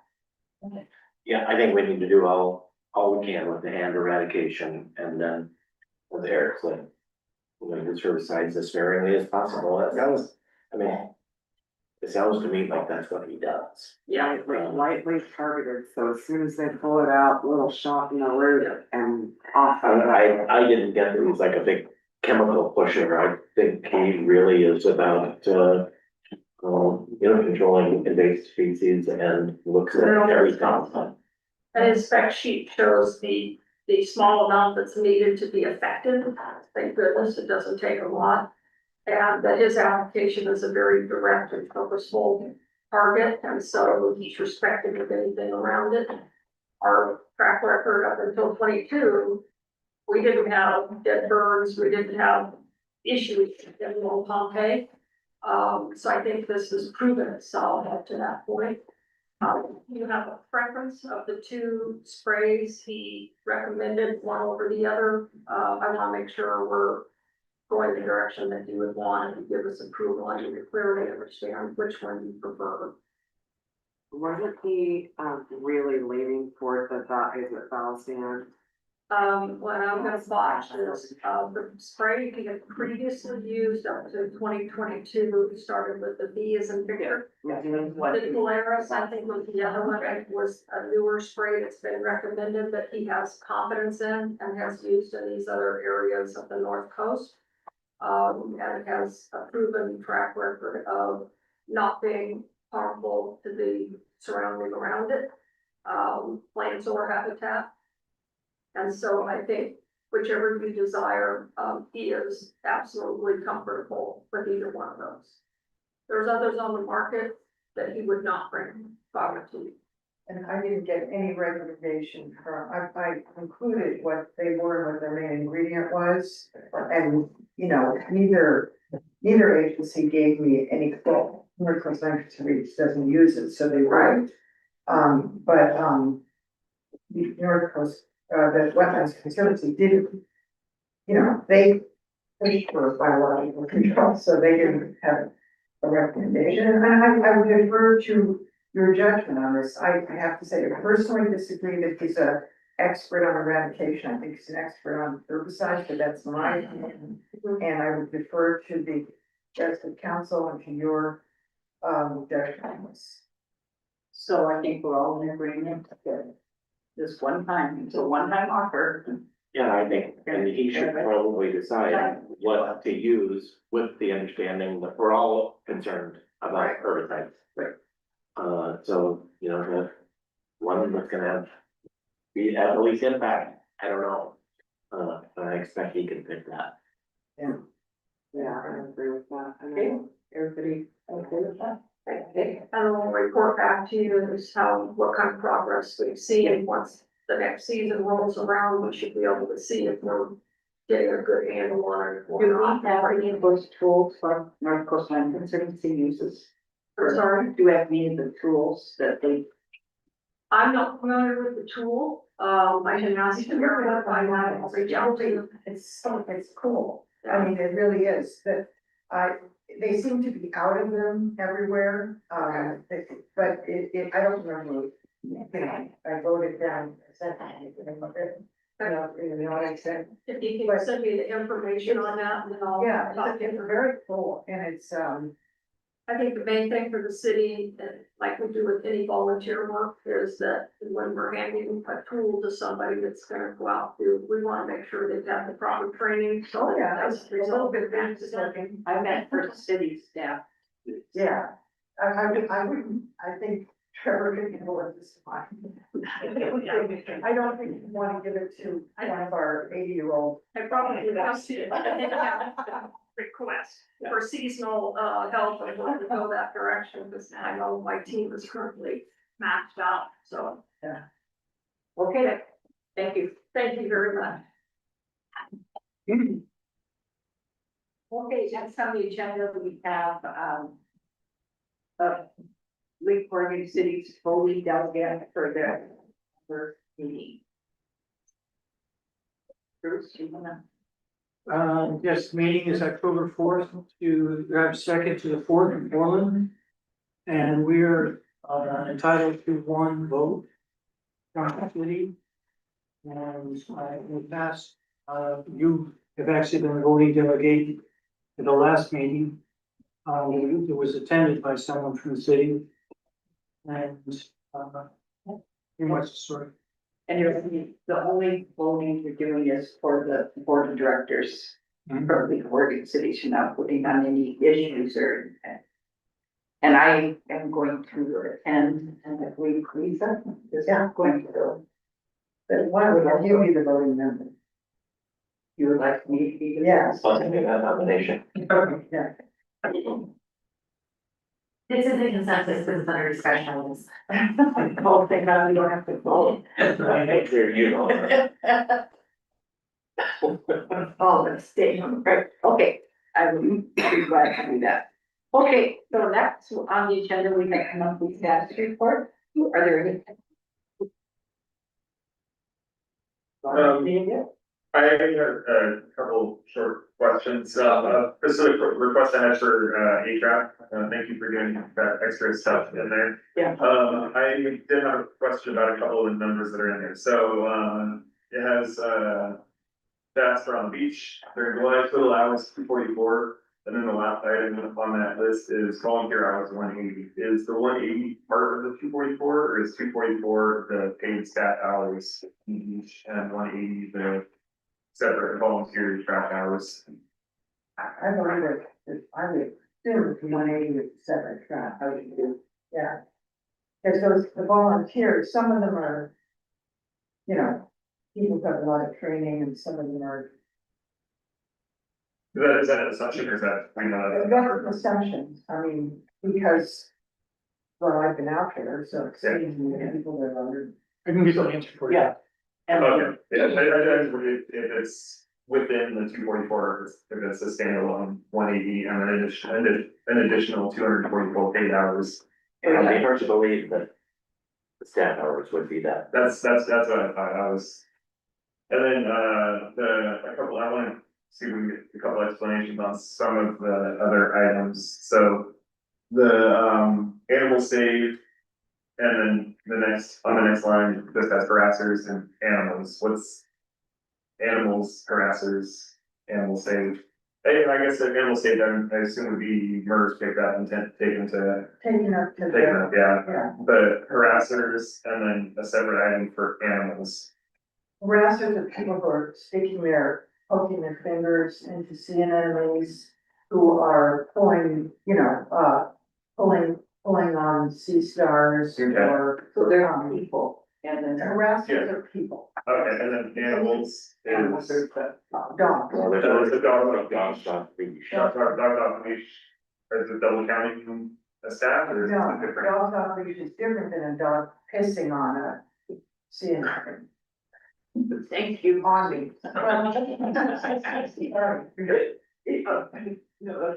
And so collectors and harassers are kind of separately? Collectors are harassers are people who are actually harassing the creatures that live down there, but like poking them, pulling on them. Collectors are people who are actually, you're not allowed, according to the state law, you're not allowed to pick up seashells there. You're not allowed to pick up anything really and take it home. And people come down in buckets all the time and pick up shells, or they take home a little hermit crab, or they take home a sea star, and so that would be a collector.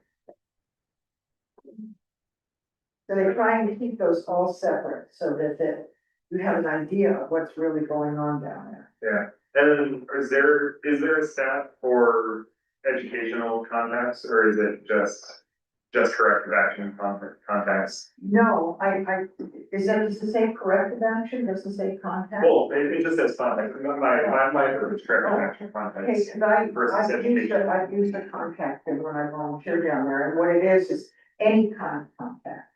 Usually it's educational. You walk up to somebody, you say, hi, you have any questions, or, something like that. If they're doing behaviors that have to be corrected, then that would Then it goes be, into those yeah, buckets. right, and it goes into the other buckets, but almost every time you have a contact, it is educational.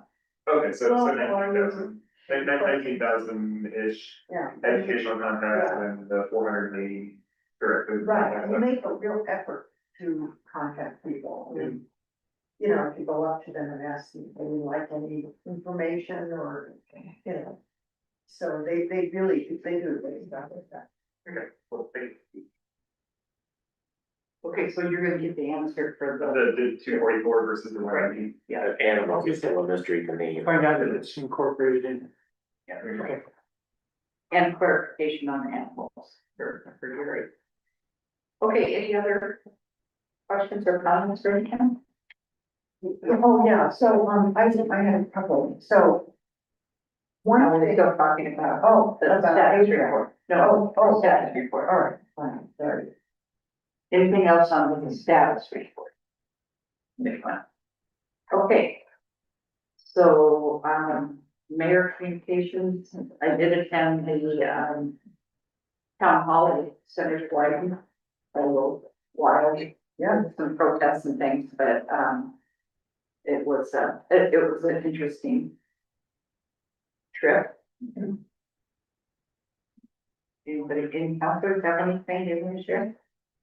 I had a question. I sent Bruce an email about it, but, questioning legality and stuff, and it sounds like it's not breaking law, but, the email correspondence that was sent out by one of our budget committee members and DRB members, Tim Rainey. I have concerns about it, not following a generally accepted code of conduct on council by essentially doxing our planning commissioners and fellow councilor with their home address and just putting it out there saying that there's a disagreement. He believes there's something wrong with the decision being made. He thinks other people should also feel the same way, and here are the home addresses of these people. Yeah. You're talking about the doxing. Yes, yeah, and I looked up, I had correspondence with Ashley and Bruce about it, about the state law. And it sounds like until something actually happens against these people that are named, technically it's not doxing by state law. So, that's my understanding from the correspondence I got back from Ashley, but I have concerns that it still violates our code of conduct or our accepted code of conduct, even if we don't have a written specifically for covering this thing. And I spoke to Ashley too, and there were several people who felt like he should be removed from any committee position he has. And because of that incident, and actually said that the only way that could happen is if we decided as a council that that was, you know, that the behavior fell underneath the rubric of, I can't remember how she put it, but that's in our code. In other words, misconduct. If it fell under misconduct, as a council, we could take an action to remove him from any of those positions, but we would have to make that decision. And it would have to be, you know, as a group.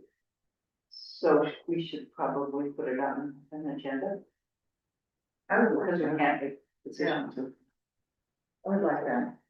Cause I was very upset when people actually, told me that they felt threatened. That really upset me. I just, especially people who have children, that they felt.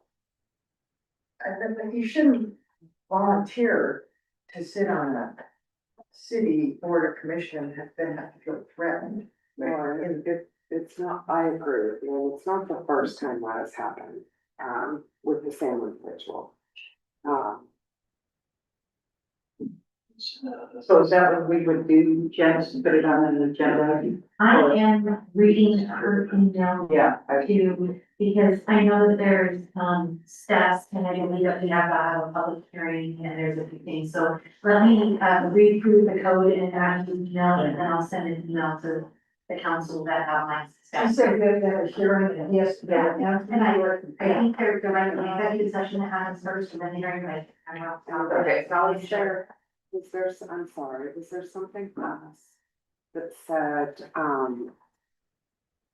because that person had stated that that was their personal opinion? Yeah, that was an absolute email. So, But that we still have the right to. oh, sure, I was just kind of, Yeah. I didn't know, maybe I dreamt that I Yeah. read that. No, it's true, You did. that helps his case. So if we were to have a hearing and he were to present his case, that would be his defense. Sure. Yeah, Okay. yeah, that's true. And, yeah.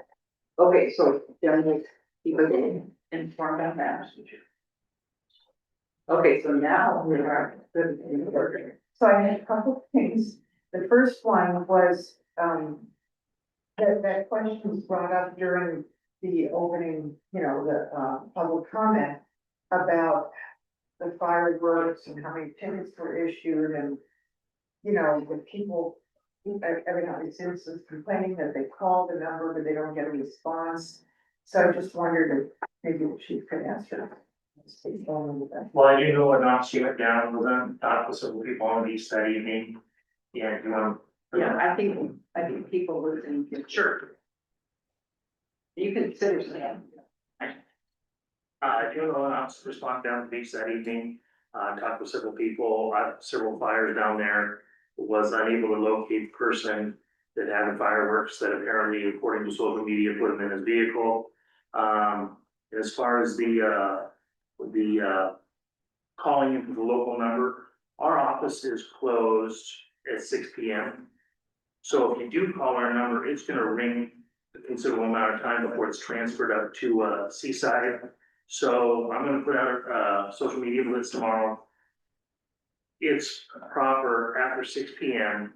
to call the non-emergency number in Seaside. You will get a dispatcher. It won't be answered as quickly as a 911 call would be, but then they'll be able to immediately get a hold of an officer and have them dispatched to whatever call that you need them to go to. So I'll make sure that that number is out on social media. For those of you, it's gonna be shareable, post it to your pages and stuff, but get that number around so you know that there's nobody at the office after 6 p.m. But there isn't forwarding. And There is, but it takes quite a while for it to get through. And I'm gonna test that tomorrow too. Yeah. To see how long it takes to get through, and I'll talk with Rusty, our IT guy, make sure that that's working properly. And so chief, sometimes I have called during, business hours, before 6 o'clock and been rerouted to Seaside. Is that unusual or just maybe something is going on? Sometimes, the Sylvia or Val takes vacations. And so, I might be in there covering the phones, I might be in a meeting, so I won't be Okay, so that's just available. unusual. Or they have lunch breaks, or breaks throughout the day, so that's fine. Can I just add, I think it was less before, but what was happening is when people were in the office and they were doing something else, they weren't getting to the phone in time, and it was rolling over to Seaside. So I think that's kind of where they made some adjustments. Yeah, and this was during the transition period. So, yeah, so I understand I why. know we had some issues with the phones when we transitioned down here. That took a while to square away, so. But I'll make sure that, if we're having issues with the phone line again, I'll make sure that Rusty is looped in on that, we get that squared away. Yes. Yeah, I understand that if someone has fireworks in their car, you can't, without a warrant, you can't go into practice, so, you know, Unless they're visible. yeah. Well, it sounded like in this case, someone didn't know it was a problem.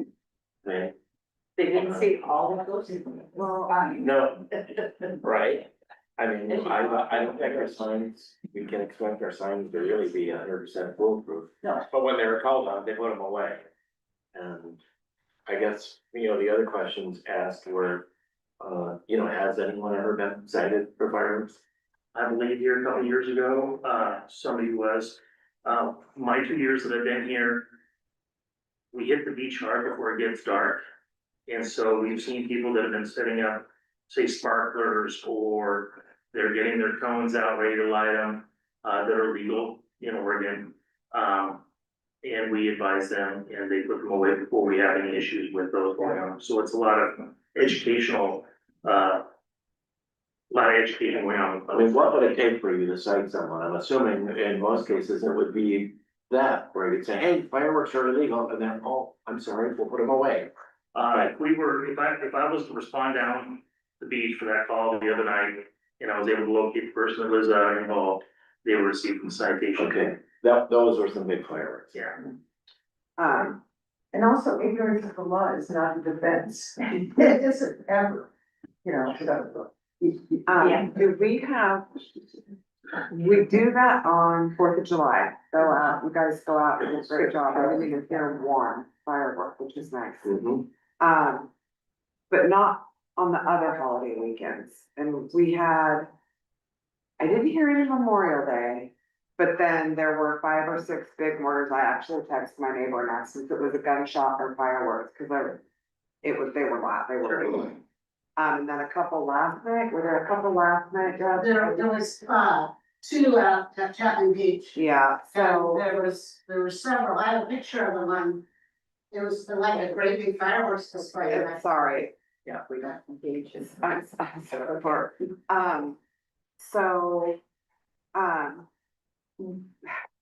do we put person out there on Labor Day weekend, is it? Comes down to money and manpower, Yeah, like, was said earlier by the fire chief. People are expensive and, it's a huge, overtime, And we've never budget had constraint on Fourth of July. any issues you before. know, do all Definitely the, a surprise. do all the signs stay up, that was my main question, and here's my main question. All the signs stay up all year, correct? Except for the small signs that, are put out by volunteers, and that list before Fourth of July. We have the 2 reader boards at both entrances into town on the highway, and then volunteers go throughout the highway or go throughout town and, put out those, signs. So those are picked up. Those are bought with, volunteers' money, and you wanna hold on to those. Right, and CERT is, maybe CERT, if it becomes a problem on Labor Day, maybe CERT can also step in there as well as for, 4th of July. And they do a pretty good job of helping out, don't they? They do a great job. Yeah. Unfortunately, we can't search everybody, well, I guess not unfortunately. We can't come into town. The, How about, we don't wanna break it. how about the parking issue was mentioned and safety concerns, and I mean, this again was a mess here. I noticed that your, report only covers year to year, but, Senator covered for this report, indicates 804 parking citations, last year 516. So can you tell us anything about your approach to parking and citations and I think, safety? you know, each year it's gotten busier. The new citation, handheld citation machines, it has made it easier to, rather than a handwritten citation, which might take 5 to 6 minutes to fill out, you can fill out a citation in about a minute. We have had the parking aids, once they hit the haystack parking, to go up and check on the S curves. I myself, when I'm working a day shift, make a point to go up and check, the S curve several times during the day. Wrote 3 citations today for vehicles that were parked, in the bike lane in front of those houses where there's no parking spot, but they were hanging out. It is something that just needs to be, you have to be there all day long. And do we have the manpower to do that? No, but we have the manpower to get up there every once in a while and make sure that, the issues are being taken care of. I also ask that the locals here, if they drive by and you see something that needs to be addressed, they're the eyes and ears of this town, give us a call. We'll send somebody up to check on it.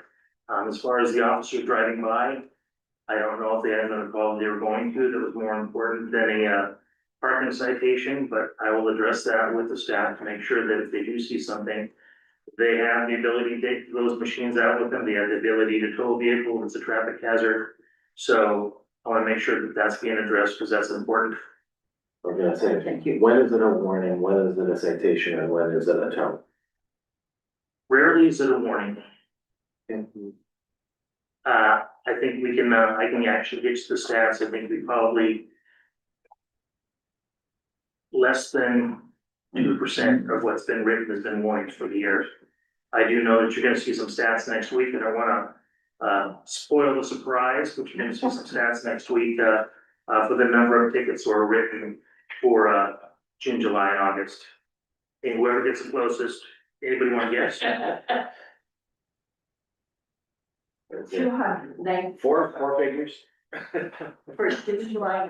June, July, and August. I would say 3,700. Really?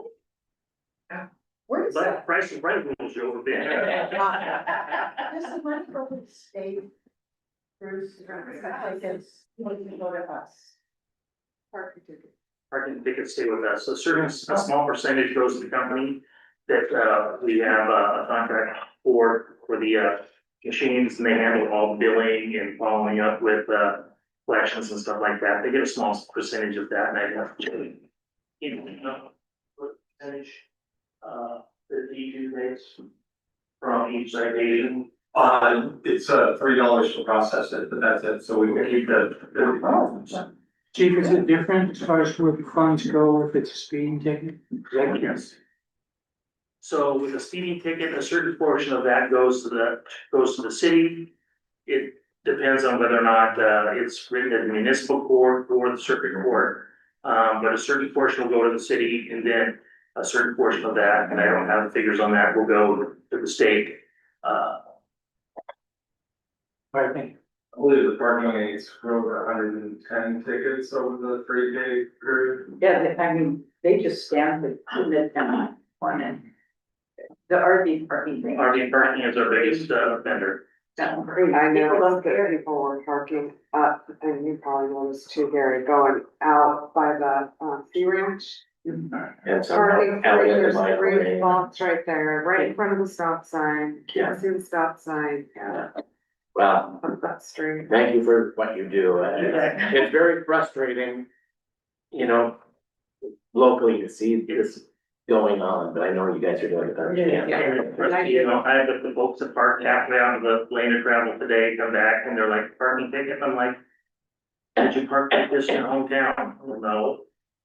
And they proceeded to do a illegal U-turn in front of me and take off. Yeah, the post office too. Yeah. On Sunday, the whole parking lot was full, including the, the handicap with a pickup truck, so I don't think the pickup truck was a handicap pickup truck. But anyway, it's on Sunday afternoon, there was no one in the post office. There was nowhere to park, you had to go in. I won't tell you what I did. Right, you won't. Okay, keep up the good work. The chief, I mean, yeah. I think we, Yeah, I think we we, did pretty well. okay, or more good order. Yeah, on September 16th, the City Hall project is reaching a milestone. And that is the pouring of the floor, which will be 350 cubic yard pour. And it's going to take a long time.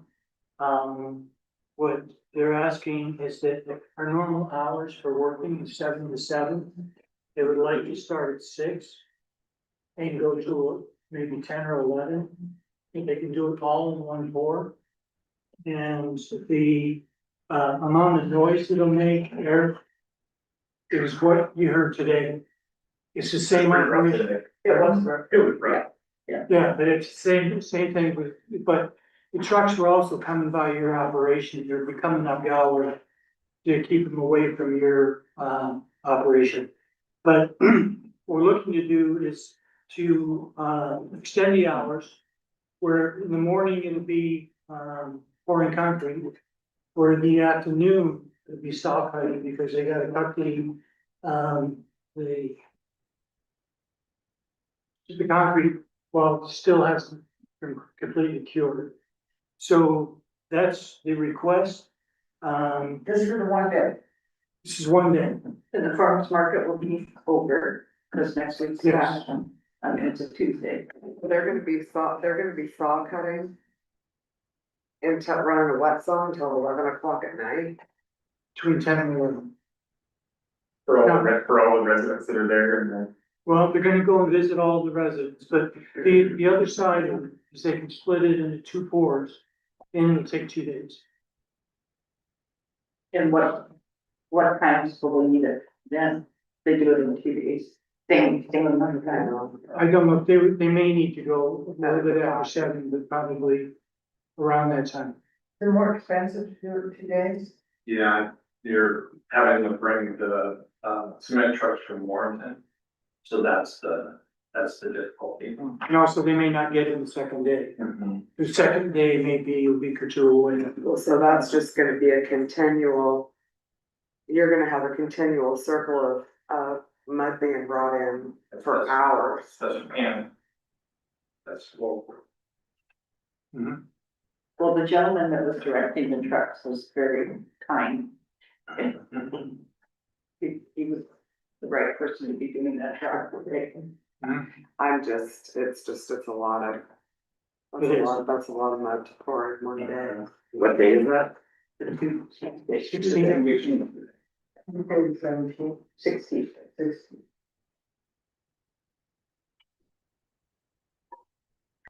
Probably the best day. Kids would just go back to school. Are we all okay with that? I think that's late. For the residents. Oh, yeah, I'm getting outvoted. Well, I'm not gonna disagree with you on that, Erica. I think that's too late. You've got children that go to school. You've got the whole apartment complex behind there. You have little kids in there that have to get up in the morning to go to school. And they deserve to be able to have a good night's rest.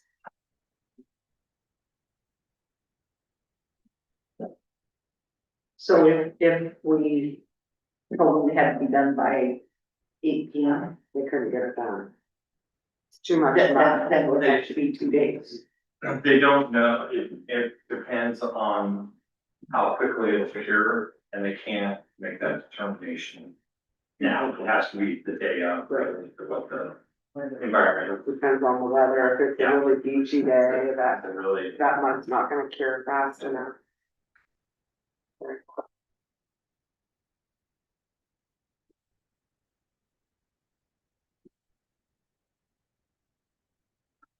So what? I don't know, the yin and yang of it is that you have the noise, especially at the end of the day. They'll minimize that to the degree they can by the amounts that will be. Or potentially, we have to do it over 2 days. And then you'll probably have 2 pours like a week or 2 apart. And I think that's scheduled. Can we find out when, if they can do 2 4s back to back? Sure.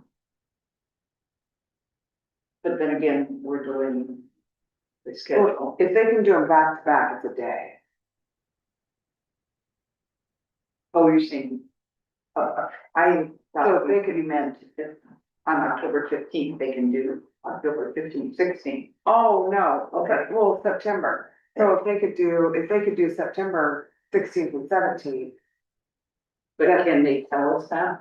they should be able to see if they can line mud up to be delivered on the next day. I mean, the answer is always no if you don't ask. That's true.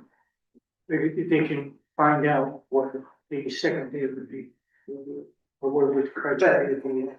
But clearly, the best alternative is to do it just 2 days in a row, and I think they're gonna agree with you. I mean, I understand that we're in a smaller community and getting. If those trucks are already spoken for. Right. So if they can't do it back to back, should I they, think that's the big problem. but can we, Yeah, you can ask, then They let us know what's our plan B. I don't know what it sounds, just get ahead of that. yeah, but if we could, yeah. We're gonna ask them to do it back to back. If not, we're gonna get it. We're gonna have one day of that. One day of inconvenience rather than 2 half days, I guess. very acceptable. Okay? Right. So Bruce, and this is for you mostly, I put in a, asked a question of Steve and, Robert. I think I emailed them 3 times. I know the 3rd time that Steve was out of town, so I understand that, but it had to do with a seawall that has gone up on Pacific Avenue. And I came in and reviewed the plans for it the other day under public information request. The seawall was done by the Days. It is a huge mansion that they built on the ocean front and put a seawall, a cement seawall, right in the oceanfront setback. And I don't remember seeing any request for a permit. And I don't remember, and it doesn't appear that they've made a request through Oregon Parks. So I'm just wondering how that happened. It's on plans. And it is so ugly, but that's beside the point. That's a subjective, opinion. But if it's down, to let people know where it is, it's on Pacific Avenue, right by Surfcrest. So if you go to Surfcrest, Pacific Avenue, go on the beach, you will see this cement seawall in the oceanfront setback.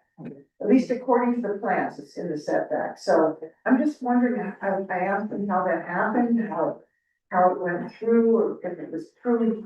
I know we have a case pending right now with the Roberts on what a structure is within the oceanfront setback.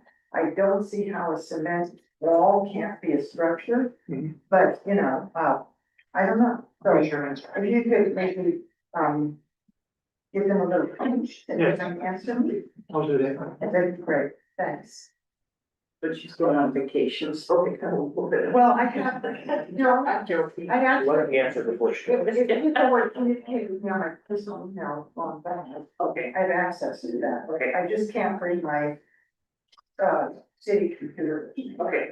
and I wouldn't have access to that. So I have one item for good of the order. This Sunday at the concert in the park, we're gonna, at the intermission, we're gonna do the, community grant presentation. So if any of you would like to come and, that's gonna be very cool. Yeah. So probably about 5:45 at the city park. Shall see my face. Yeah. I think she's gonna ask me to sing a number actually, but. What time is that? Anything else for good of the order?